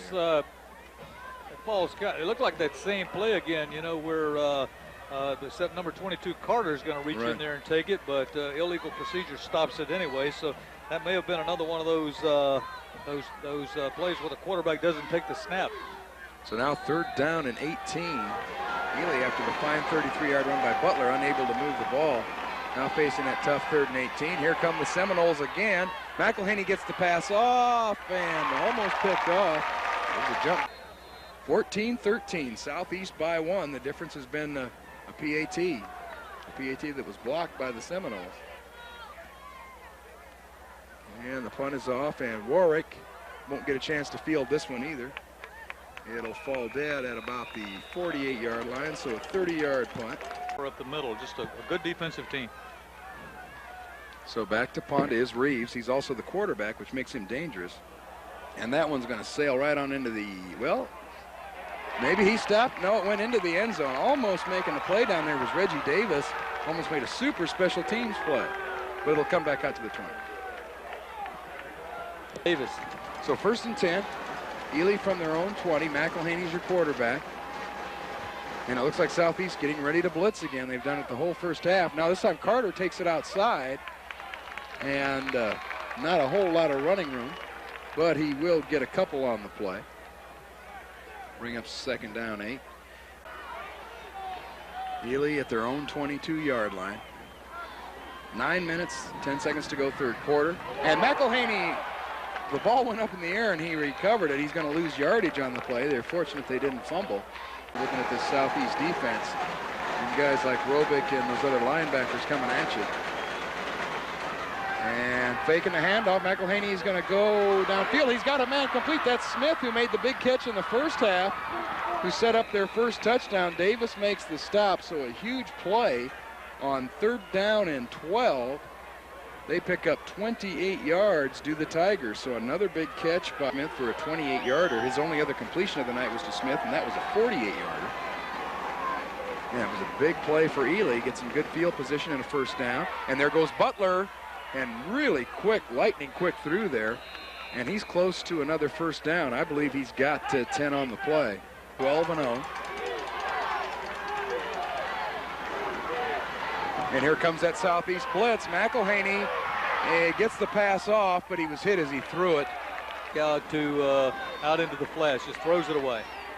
And there's that inside handoff. That's Butler sneaking through there. And he just won't fall down. That's a fine-looking run by Butler. And he's down to the 30-yard line. Another 1st down for Ely.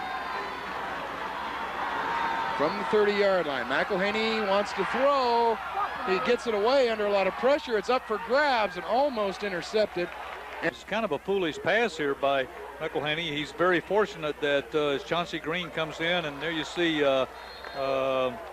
Rich Robich coming in at the tail end of that play, and he just throws it up for grabs, and he gets away with one there. 2nd down 10. We're just about midway through the 3rd quarter. We still have our halftime score, 14-13 Southeast. Looks like Robich is coming again. This time they run wide with Carter. He's got all kinds of company out there, but he turns it up. Made a decent gain out of it. Looked like he might be tackled for a loss, but 6'4", 275-pound junior. And then Perriott, number 66, he does a good job blocking as well out there, clearing the path. So on 3rd down, Ely trying to keep the drive alive, and Butler won't go anywhere that time. And big Reggie Williams caught up with Butler and throws him for a yard loss. So now 4th down and 6. That was a big defensive play because it forces Ely to make a decision here. Do you go for it on 4th and 6? Or what, Charlie, you're absolutely right, and that's their 3rd fumble. And that really hurts him. They've lost all 3 times they've fumbled the football. They've lost the football. And now Carter not going anywhere. Chauncey Green and Robick handing Carter his head to him. Remember, Ely recovered at the 15. As re-fumbled, he was back to pass. But a nice 1st down defensive play by Southeast. Well, this is exactly what they needed, having just turned the ball over. Now it's 2nd and 12. And what Southeast, I'm sure, hopes to do is at least is to come out of this with nothing more than a field goal. That way they're still, right there in the game. But if they allow a touchdown to be put on the board, I mean, this is going to be one rough 4th quarter for the Southeast Seminoles to play. We call it 2nd down, 12. And a lateral, dangerous one, and it's fumbled. And that's going to give Southeast a touchdown. And who's got it? I think it's Hines. And yes, it's Carl Hines taking it back the other way. Crazy turn of events. A 63-yard fumble return. The team's playing their 13th game of the year. Well, 14 if you count that preseason Kickoff game, classic. that everyone played. So 14 football games and 2 more to play if you're going to win the state championship. And some folks getting hurt out there. We got 48 seconds left to play in the third quarter. Southeast just recently regained the lead on that 15-yard touchdown pass to Ronk. Remember, that happened on a 3rd and 12 play. And the handoff. That's Carter, not going very far. Maybe a couple. 21-16, but we've had lots of lead changes. 3rd down and 8 for Ely. And McElhaney is going to throw. He's got a man deep, and it falls incomplete. For Southeast has to be our defensive player of the week choice, and it would take an awful lot to make us change from that, Jim. Do you agree? Absolutely. Returned that one fumble for a touchdown, and as you see McElhaney trying to complete a pass. Timmons, you're going to pass on every down. McElhaney is back in the shotgun. Of course, they've run out of this thing before, but not there. There's a little screen pass dropped. And I just heard a whistle. I hadn't heard one. Allowed to get back into this. They trail. Look out, it's fumbled. That's not the way you'll get back in.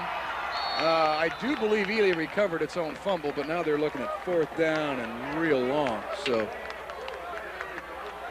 they did recover, but it's going to cost them. They forgot to talk about everything but the snap when they went and took that time out. And of course, the big center, Torrey Grooms, he just makes a bad snap right here. McElhaney has no chance whatsoever of getting his hands on that thing, and he's very fortunate that he stopped it before it goes all the way back into the end zone. So they're going to have to punt from the end zone, Ely is, and Southeast should come out of this in excellent field position. So it's 4th down, 24. And punting from his own end line, a short, terrible punt. And it's picked up by Southeast in return. Kind of courageous and kind of stupid as well. Defense, that may not be too pretty.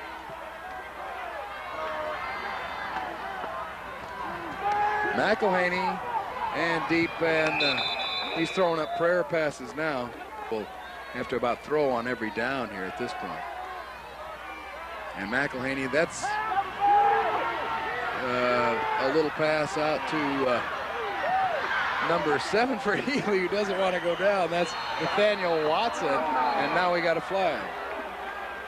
So Watson being mighty slippery down there. Give him about 7. And let's see, a clipping call. So Ely can't do anything right. They make a nice little play, but it's going to come back. We'll take a look, see if you see the clip out here. Well, they throw this thing out to the side, and of course, Nathaniel Washington gets it, and just is hard to bring down there. He keeps struggling. Watson's his name, Nathaniel Watson, keeps running with it, and in the midst of all of that commotion and confusion right there, somebody from Ely clips, and so it's all in vain. And back now to, we'll call it the 15. And here comes that little running play out of the shotgun, not going very far. Gain of about 4 on the play. More gracefully, John Reeves, Andrew Jackson, all of them doing just a much better job on offense than they did against Jefferson. And now McElhaney running for his life, and he's going to Robick. What a play by Robick again. And he's going to lose some yardage, a loss of about 7 on the play. And McElhaney taking his lumps, getting sacked a lot here in the second half, and now it's we'll take another look. Well, I like to see a guy that plays with the enthusiasm that Rich Robich does. Now, he makes these, he just trips him up there. Look at him when he gets up. You like to see him. He's enthusiastic. He loves the game. He loves his position, and he loves to tackle people. And he just gets him by the shoestring, just enough to upset him there. And also looking to get himself a state championship. So back on 4th down and 18 to punt. And Ely will, and it's blocked. And who got that one? Timmons blocked the punt. Red Timmons. Timmons Mr. Everything on defense tonight. I didn't see who recovered it, but it doesn't really matter. Timmons made the play. Unbelievable. Hopefully we'll have that on a replay. We can see who did pick it up. But no stranger to the playoffs. They went 10-2 last year, so made a playoff run at it. And the guy to watch is Reveille Latortu. Don't even ask me how to try to spell it, but he's the big quarterback. number 5, 6'4", senior, 200 pounds. He likes to run the football here for Deerfield Beach. Starting with one running back. And as we mentioned, he takes it straight ahead. Latortu on a quarterback sneak, kind of an unusual way to start the game. Test out that tough Southeast defense. Got a couple on the play. It brings up about 2nd down 8. Brian Powell going with that one back look, a couple of tight ends, a wide receiver on either side. And Latortu's back to pass, and he will throw it. He's got a man open, and making the catch down there, number 3 is James Crawford, but his knee, I think, was down, Charlie, when he initially made that catch. It looked like he might have 1st down yardage, but his knee hit the ground, so it is a gain of about 5. It'll bring short for Deerfield Beach. So Latortu will try it again on 3rd down and 3. 10:41 to go, first quarter just underway, and he's going to try and sneak for that 1st down, and he's just not going to get it to that Southeast defense. Keaton Cromartie back there, number 51, along with Carl Hines, number 40, and it brings up a 4th down. So that kind of underthrown ball by Latortu. Crawford made the catch, but he had to go down on a knee to do it. Is going to prove costly. Deerfield Beach won't come up with a 1st down on their initial possession. They'll have to punt the football away. Cost them a 1st down. Now they got to punt the ball. Back for Southeast, Peter Warrick. Keep your eye on him. He's been running them back all year. Ask Manatee High School in Riverview. They kick it away from him wisely. And Derek Payne also has speed. He'll take it across the 45. He's hit hard, but he gets good field position up near about the 48. A lot of obstacles in his way, but he comes all the way down the field and makes the tackle, and Deerfield starting in pretty bad field position. And breaking loose there is Carlo Joseph. He starts at middle linebacker and also as a running back. He busted out there for a 1st down. Nice gain on the play, about 17. 5 here, their best field position of the night. And straight ahead they go again. This time it's Brian Powell, number 4, and he struggles ahead out across the 45. Hitting him down there first, Reggie Williams, number 90. And we want to congratulate Rich Robick. I'd like to stress that our coaches are the main reason we've gotten this far. We practically know every play the other team's going to run just because of our coaches. Of course, he was selected earlier this week as the Class 4A Player of the Year, and that's a huge honor, Charlie, especially for a defensive player, because they look to those quarterbacks and running backs and the guys who steal the headlines. So you know how good Robick must be at that linebacker spot to win that award. He's a good one, and he's exciting to watch. 2nd down 6. Latortu's going to tuck it under his arm.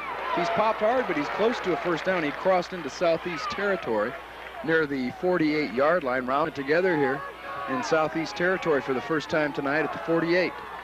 And once again, straight ahead football. That's Carlo Joseph again. He powers away inside the 45 to the 44. And Charlie, it's really two on their running game, so they had to throw it. But on the average, 12 times is all they throw the ball in a game. And going nowhere that time, that was Joseph again. But he ran into big Reggie Williams. Hines also in there, number 40. Joseph takes the handoff from Latortu and doesn't get much. You see that defense, Reggie Williams right in there on top of him. Just a swarm Southeast Seminole defenders on that play, and they hold him, and now they got 3rd and long. And they will throw. Latortu is back. Here comes the pressure. He's got a man open. A nice-looking pass. That's enough for a 1st down. The kid throws real well. He just gets a little wild at times and throws for the interception. Roundtree made the tackle, and back on the ground we go. And taking it outside, a nice running play by Joseph. Nothing doing in that Singy. Southeast scored rather quickly. This team's taking its own dear sweet time. 2nd down 7. Latortu will roll right. Nice fake, but here comes the heat. He gets the pass off, almost picked off. In position down there defensively, Reggie Davis, number 11. They closely guarded and threw the ball, but that thing was wild and almost picked off by Southeast. Now 3rd and 7. And Latortu again. The blitz is picked up, and the passes should have been caught, frankly. Dropping it out there. Latortu's been on the money so far. Crawford couldn't come up with it. Scoring opportunity. They picked up 3 or 4 1st downs on that drive and then stalled after the illegal proceeding here on Paragon Cable. Make that the 49 where Deerfield Beach will start. 3 wide receivers in the game now to the near side of the field for Latortu, and he hands it off to the lone running back who gets maybe a yard. That's so 2nd down for Latortu and the Bucks. He's back to throw, and here comes that Southeast blitz, and forget it. And just as we brag on that defense, they come through. Number 55, getting back to first, Antonio Shepard for Southeast. Nobody blocked him, Charlie. He fired through there, and it was all over before Latortu could even see what was going on. Here come 3 wide receivers to the near side. Latortu back. Here comes the rush, and once again, you can forget it. Charlie Brown this time, number 6, coming from his safety or defensive spot or wherever he came from. He came through there. And these Seminoles, when they blitz, it's a little tough to throw on them, Charlie.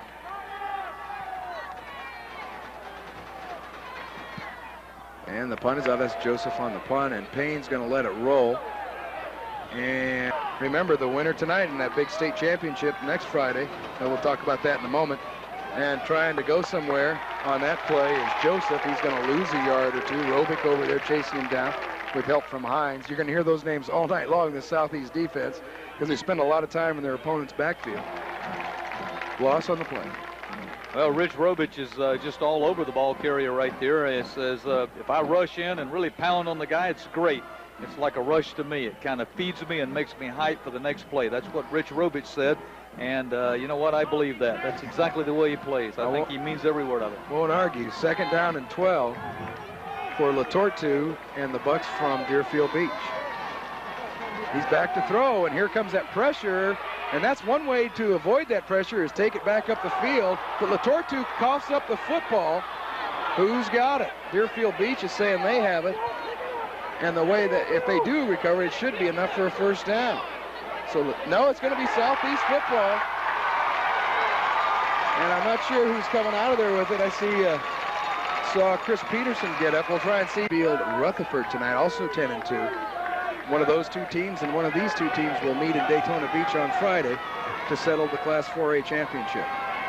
And Latortu running for his life again, and he's just going to have to eat it and take it out of bounds. And it looks like we're going to have a flag down. Chauncey Green might be. They've been shut out so far. They trail 6-0. Going with that one running back look. And once again, they go on that quarterback sneak with Latortu. To hinge on a penalty. Absolutely. 2nd and 9. A gain of a yard for Latortu on the previous play. And there's another drop pass.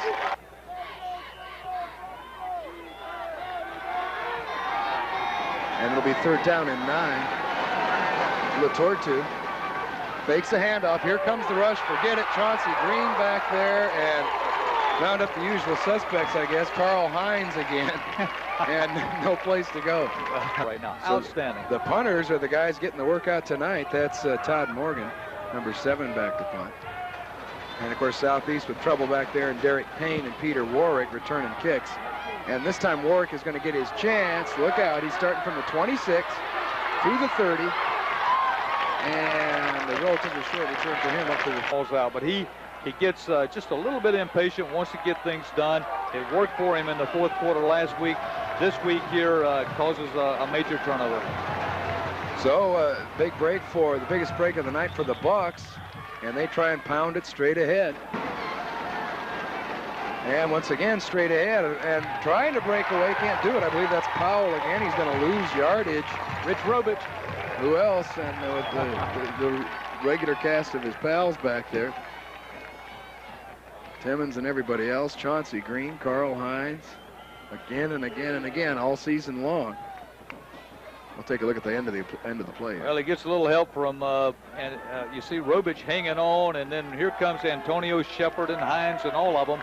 But just really frustrating that Deerfield offense, not letting them do very much with the ball thus far. And here comes Latortu, gets the screen pass off. He's going to lose yardage. A great play by Alfonso Roundtree, who's also the backup quarterback, we should add, number 25. The pass is complete, but it's going to be a loss of yardage, and now there's a penalty as well. So the Southeast defense creating more headaches here for opponents again tonight. Enough, it's called back because of the holding penalty. They got to kick it away. Reggie Doster was the guy who caught the pass for a negative yardage and getting the punt away. And look out, now Warrick has it on the run, and that's not a good sign for Deerfield Beach. Here we go. He's at the 40. He's looking for him to set up that wall. And he's got it across the 50. And Warrick almost taking it all the way. Fortunately for Southeast, Deerfield has the ball, and they have missed on an opportunity. Morgan with the interception. Now running straight ahead. A nice effort. Stopped a couple of Southeast drives here with turnovers. A couple of the keen defensive plays. The latest, that interception by Morgan. And here again, the second man through. Right again here, 3rd down and 1. Running out of the power I now. No wide receivers in the game for Deerfield Beach. Playing her close to the vest. And keeping it is Latortu. And forget it, he's going to lose yardage. No one even touched him. I think he just heard Robic coming and went down. Rich Robich didn't have to tackle him this time. He scared him down. That's exactly what he did. He remembered Robich from the past. And here he comes. Latortu comes out, and Robich is hot on his tail, and he slides down, and Southeast is going to get it in the hands of Peter Warrick and all injuries. 1st and 10 from their own 25 for the Bucks. Latortu's got a man open, and he short hops at both Kiker Memorial Stadium here in Bradenton. 2nd down 10. Latortu gets the pass away to Strahan, and he'll wish he didn't catch it. He's going to lose yardage. Robic over there again. Alfonso Roundtree, Brett Timmons, and a loss on the play after the reception is made. Well, looks like Brett Timmons is the guy this time. You see Latortu throws the ball out, and really the receiver doesn't have any time whatsoever. Brett Timmons right on top of him, and loss on the play for Deerfield Beach. So it'll bring up 3rd down and 11. Just underway here in our 3rd quarter. Back with about 8 minutes to go in the 1st quarter. Southeast scored on the 39-yard pass to Covington. That's all we've had so far, 6-0. And Latortu will hand it off. And out across the 30 to about the 33, going to be short. 8:52 to go in the 3rd quarter. And getting the 1st down, leaping over there. Let's see if that's number 4, Powell, Brian Powell. So it'll be 1st down and 10. Latortu after the timeout. Straight back, he slips. Now he gets the pass away, and it's caught. A nice looking catch. And across midfield for a 1st down. He was on the money that time. So they actually enter into Southeast territory at the 49-yard line. And once again, trying to run in that middle, nothing doing. Carl Hines in there first for Southeast. Running the correct patterns, but they can be brutal on the running game. 2nd down 10.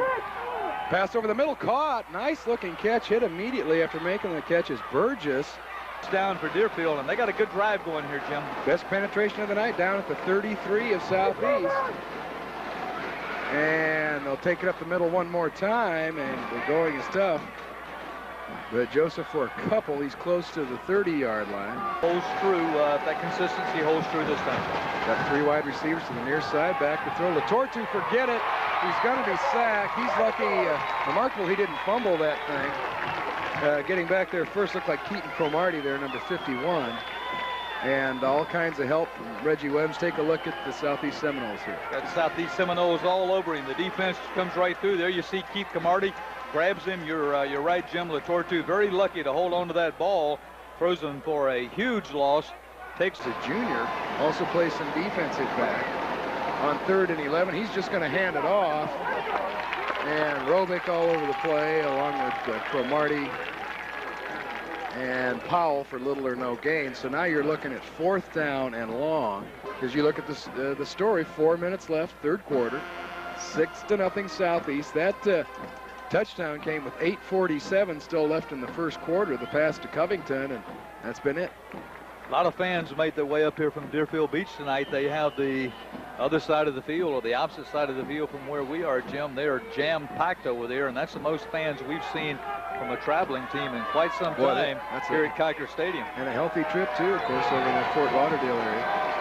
3:47, 3rd quarter, and once again, I believe that's Powell again. Robic's all over him, along with Cromartie. And boy, that must be frustrating to be an offensive player and play 4 quarters against this Southeast defense. Take a look. Rich Robich just shows why he's an absolute animal. Watch him get in here, and now he just hangs on, and by this time he's getting a little help from some of his other buddies there. You see Cromartie come in, and they do some gang tackling, but Robich just takes him away from everybody and slings him down for a 2-yard loss. And as we mentioned earlier in the show, he was the Class 4A Player of the Year, and a great player he is, but you've really got to be a good linebacker to take that award away from somebody's quarterback or tailback somewhere. Very unusual linebacker winning that award. Our congratulations to Rich Robick. And here's a pass to Crawford thrown behind. Roundtree looking for the interception. That were right in the hands of the receivers, and they've dropped them. So 3rd and 9, 2:52 left to go, third quarter. Kind of a quiet stadium. It's packed, but there's not much going on offensively. Folks, not a whole lot to say. Here comes the rush, and forget it. LaTortu, wish I'd been keeping track of how many sacks you've had tonight. The Southeast has had a bunch. Carl Hines back in there again. And who else but Robick, proving he's worthy of that Player of the Year honors. And let's take a look at the sack. Well, Carl Hines, you silly thing, you. He comes in from the other side. Watch this. Blitzing all the way. Just bunches LaTortu into the line. Welcome back, everyone, to our fourth quarter. Deerfield Beach, 49 yards away from trying to get some points on the board. They trail 6-0. State semifinal game here, Class 4A. Powell, you're not going to get the points that way. He goes the wrong way. He's hit by Peterson and Robick. And Robick, if you just tuned in, you can tell how much defense he's played. Look how dirty his uniform is here on this play. Yeah, he fed hogs at halftime. Robick, look at him. I mean, he's a mess, and he's in on every tackle. You see Peterson in on that tackle as well. And, of course, Derek Payne in there to make a hit. Everybody got a little piece of him, and they've been doing that all night long. This swarming defense from the Southeast Seminoles, they're doing a super job. Loss of about 3, and Powell won't give up. He'll try it again, and now he's got some yardage and a first down, I believe. He bumps into somebody pretty hard over there. Good night for defense anyway. 6-0 Southeast. On 3rd down, LaTortu. Here comes the blitz, and forget it. Chauncey Green on the sack. Usually there's 3 or 4 Seminoles back here, but Green clearly got there first. He gets that sack all to himself. The first point after it failed way back in the first quarter. Running out of the power. Robick in there blocking, by the way. And here comes McMillan. And he is in there, McMillan with the 2 points. So 14-0.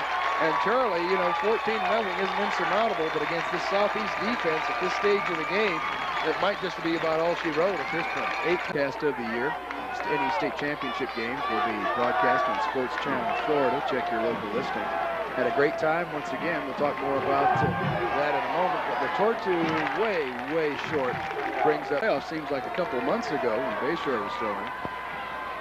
And straight ahead running play. As you mentioned, Charlie, even if this proves to be successful to some point, it's going to take a lot of time to get going 4 and 5 yards a pop against this Southeast defense. Nice gain on. Needs a couple of touchdowns, and they also need to do it in a hurry. And look out, here comes the blitz, but they get the pass off to Powell, and he makes a nice effort just to get about 2 or 3 Reggie Davis out there. It's just strength and just hard to deal with. It's 4th down right now, and here it is, Southeast forcing another point. They're going to fake it. Morgan's going to run, and he's going to be short of the first down, and that, unless this place blows up in the next minute or 2, that should about do it for Southeast. Now they're in great position to score, but you can't really fault Deerfield Beach trying to make a play. Look at Paul Meckley. He's as happy as anybody. Take a look at Morgan trying to make something happen. Well, Morgan trying to go. It's 4th and long, but really the gamble is worth Robick taking here, and Robick is in on another tackle. That's probably about 450 for him tonight. And that's just tonight. And Deerfield Beach 80 yards away. As the time ticks off, that's got to look farther and farther. LaTortu going deep. He's got a man down there stretching out to try to make the catch. Manatee whipping up on Apopka 24-7. Looks like a possibility of a double state championship here in Manatee County. Back to throw is LaTortu, and overthrowing his man. It'll be 3rd down and 10. And if memory serves me correctly, this is the 2nd time we've had this opportunity, right, is it not? We had Southeast and Manatee in the 85. 85. And Dallas Cowboys. Manatee beat Pensacola Woodham that night for the state championship. And we could have a couple teams trying it again here in 1993. Incomplete pass, trying to find Strawn. I really want to congratulate, too, and maybe this is a little premature, but it certainly looks like another Southeast win as you see the point by Deerfield. Southeast. Payne fumbles the football. Whoops. And it's picked up by a Deerfield Beach player. Payne fumbles the punt. And the Deerfield Beach guy who returned it down across the way. Let's take a look and see who picks this thing up. Well, Derek Payne has it, and that's why, as I was stuttering, trying to get his name out, Derek Payne takes the ball, and right here, the ball just squirts loose, and looks like, is it trying to figure out who the number is? It number 8? Is that who has it? He was there, Charlie, but I don't think he ended up with the ball. That's number It was 12 blocking. I never did pick the number up on who recovered the fumble, but maybe we were congratulating way too early here. Well, we should stay in the game for a while. This is a big breakdown at the 30. Latortu's got a man open and completes a pass. Right. So Deerfield Beach now backing up after coming up with the fumbled punt. And making the run out there is number 2, Carlo Joseph. Deerfield Beach hanging in. Play the winner of that Springfield-Rutherford Panama City Bay game for the state championship Class 4A. Now we've got a timeout on the field. Calling the timeout and is Deerfield Beach, and while we have a moment. Did a fantastic job. They're a very well coached team, and they play their positions very well. Intercepted, just as you say that. Number 55, Shepard with the INT, and I don't know if anyone's going to stop Antonio Shepard. They finally do. So Antonio Shepard, just as we're bragging on that Southeast defense, he comes through with the big interception. And these guys, and you know it means a lot to this Fausto Laser defense, Charlie. They're looking for that shutout. It's nice to win and move on, but they want the shutout. You know they do. Well, Latortu backs up in the pocket, throws the thing right over the middle, and of course that 6'3" frame of Antonio Shepard helps him just to reach up there and take it away.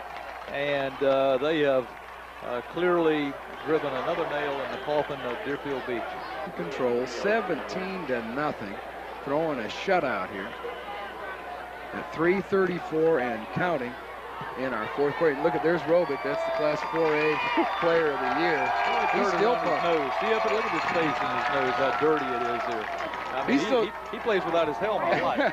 He's still got a little energy. I hope Southeast gets back on defense tonight. He's going to be kind of cranky after the game. And that's Andrew Jackson breaks the tackle. Oh, they're going to whistle him dead. I'll tell you what, he was off and running. He might have scored on that play, Charlie. They whistled him dead, said his knee was down. There's Chauncey Green. Robick. I believe that's Timmons, and then on the end there's Cromartie. Reeves with a 29-yard touchdown run here in the fourth quarter as Southeast started to pull away. At the 25. Southeast looking at third down in football. We certainly thank everyone for joining us all season long here on Paragon Cable. I'm Jim Brockman, and Charlie Wells is headed down to the field for our post-game show as Deerfield Beach takes one more crack at it with the Latortu, and he's intercepted. And let's see who's got it. How about Roundtree with the interception? Alfonso Roundtree, also a quarterback. He might take that thing in there. He's down to about the 12. And they've scored 17 points. They're down at the 6-yard line. Might score again. That's Calvin Williams, number 6. And Calvin Williams on his first carry of the game pops it in there. And so we won't have the same final score we thought we might. And it looks like Paul Meckley got the Gatorade treatment. And he didn't avoid any of that. He caught the full brunt. He's going to be a little uncomfortable. He won't feel it for a while, but in about 20 minutes, he's going to feel pretty sticky, I have a feeling. Let's see if Deerfield Beach tries to throw, or they'll go ahead and run. And going nowhere is Carlo Joseph, and may or may not have another play. And Southeast with a lot of new jerseys out there. 10-9, that'll do it.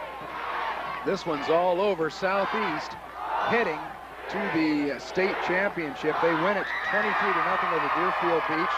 I'm Jim Brockman for Paragon Cable. Don't go away. We'll be back with our post-game show right after these messages.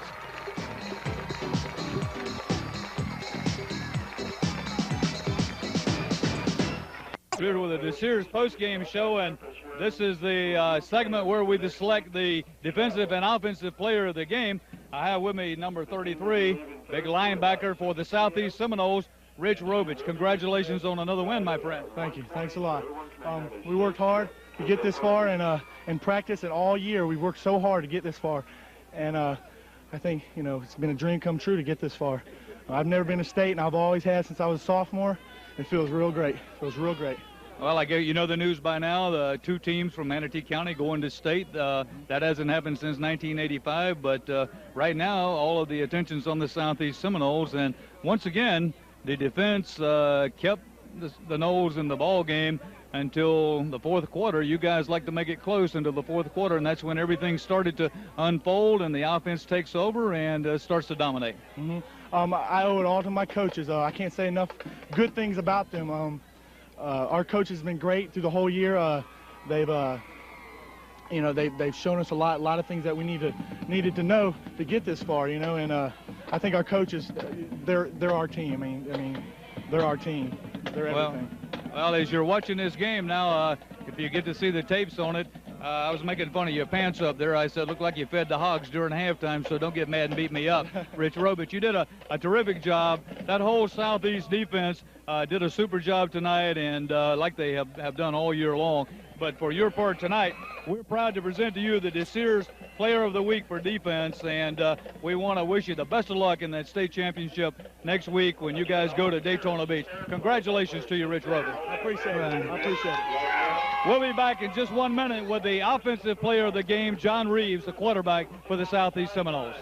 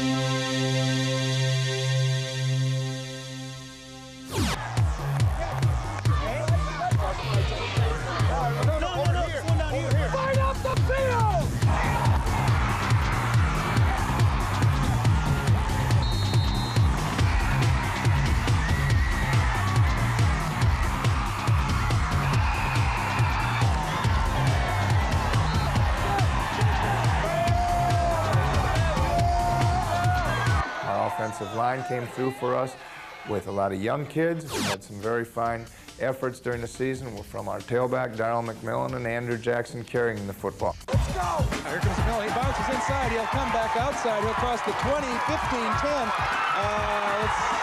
He's in. Here comes a handoff out of the shotgun. Here comes Andrew Jackson. Whoa, he runs over Doc Pollard. Reeves is back. He's got all kinds of time. He's going to the corner. He's got a man right there. Touchdown! Have the ball at the 34, but now Southeast does. And here comes McMillan. He'll cross the 30, 25. He is going to score. Darryl McMillan. He bangs people around as they try to hold on, just drags another one, picks up another one, drags him, gets by. And here comes Jackson once again. Look at him go. When it came time for John Reeves to carry the ball off the option, he did well for us and scored on several occasions. And here comes John Reeves. There's a touchdown. Without a flag down, that's a 29-yard run. And you look at John Reeves, and he is intense. As Reeves is going to keep it himself, showing a nice burst of speed. I thought he was down, but no, he's going to keep on running. And John Reeves, how about 47 yards for a touchdown? Defensively, the Southeast Seminoles had a new look this year. Stay up, defense, stay up. Fakes the handoff. Here comes the heat. He's not going to get that pass off. And he's dumped for a huge loss. And Taggart really getting the pressure on. He's going to have to run for his life. And he's going to be tackled and inbounds by Robick. And now we've got a fumble. It's picked up. And it looks like that will 6 points. 6 Southeast still lead. Here comes Robick on the blitz. Forget it. He's got him. He's going to roll out. He's trying to get away, and they are all over him.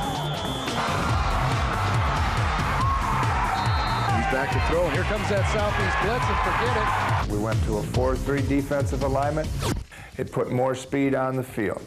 Our leading tackler for the Seminoles was a middle linebacker, Richard Robick, who was also the 4A Football Player of the Year. We had two great defensive tackles who had outstanding games at the beginning of the season in Reggie Williams and Chris Peterson, both of those young men running 4.7 or better in the 40. Our two defensive ends came on throughout the season. We got improved play from Chauncey Green and Carl Hines, especially in the state championship game. Carl Hines played extremely well. At the other linebacker position, a big play man for the Seminoles was Brett Timmons. Keaton Cromartie and Antonio Shepard kind of held down those other positions at the linebacker spots. Our two corners forced everything inside for us on defense in seniors Charlie Brown and Derek Payne. They had outstanding seasons, as did our free safety Reggie Davis, a junior who had 6 interceptions, including 2 in that state championship game. At the strong safety, the Seminoles alternated number 21. That was Thomas Jefferson, a sophomore, who'll be back for another couple years, and Alfonso Roundtree, number 25. With that great balance that we had on defense and the speed on defense, it made a good package to complement the offense. When the offense maybe struggled at times, defense kept the other team from scoring. To the near side, back to throw. Latortu, forget it. He's going to be sacked. He's lucky. Remarkable he didn't fumble that thing. Game here, Class 4A. Powell, you're not going to get the points that way. He goes the wrong way. He's hit by Peterson. On third down, Latortu. Here comes the blitz, and forget it. Chauncey Green on the sack.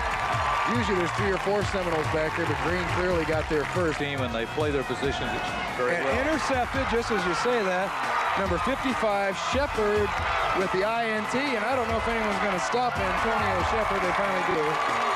So Antonio Shepard. Look, there's Robick. That's the Class 4A Player of the Year.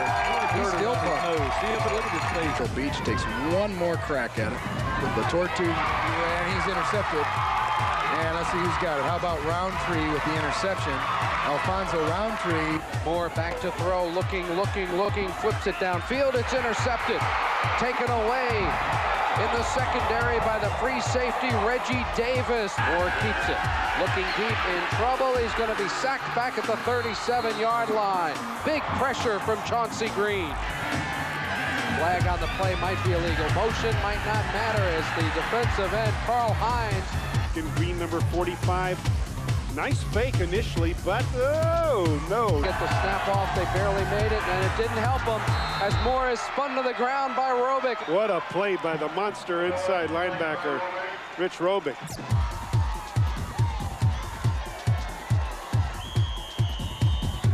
He's very capable of hitting this thing. Jim's got a good leg. Covington's holding. Boyd, the kick is up. He pounded it, and it goes through. Daniel Boyd back to punt for the second time. That's a nice-looking punt. Wiggins is going to have to drift back to his 35. He makes a move, and he's across the 30. But great punt coverage by Southeast. 14-9. And now the Hurricanes. Kickoff is away. Southeast picks it up around. He looks like he's going to break it open, Bob. That looks like Charlie Brown, number 6. Charlie Brown. He could go all the way. So Loring gets it off, and it'll be fielded at about the 40. Here comes Kevin Covington, and he's going to bring it back and go all the way. 60-yard punt return for Covington. That's usually Peter Warrick's thing. And then, of course, Peter Warrick on our punt returns. 2 very memorable ones when he returned a punt for the touchdown against Manatee and the punt against Sarasota Riverview. And they need a big return. With 1:15 to go, they will get another shot. Bad snap. Stevenson, not real long, but up in the air. Here comes Warrick. It's his moment. He crosses the 50, 45. Peter Warrick inside the 30. He's going to go. Peter Warrick goes ahead for Southeast. It's unbelievable on the punt. With a minute to go, Peter Warrick, unbelievable, about 57 yards. And I'll tell you what. Well, watch this thing here. Stevenson doesn't really get off a good kick here. Peter Warrick, he grabs this thing. What a look at the desire in this young man's eyes. He brings this ball right up the sideline, cutting in, cutting left, cutting right, on in for a touchdown. What a big play for Peter Warrick. Not much deeper, but higher. And how about Warrick again? And oops, there he goes inside the 40. He's going to go. He's going to put a team ahead again, once again on a punt return. Unbelievable by Warrick.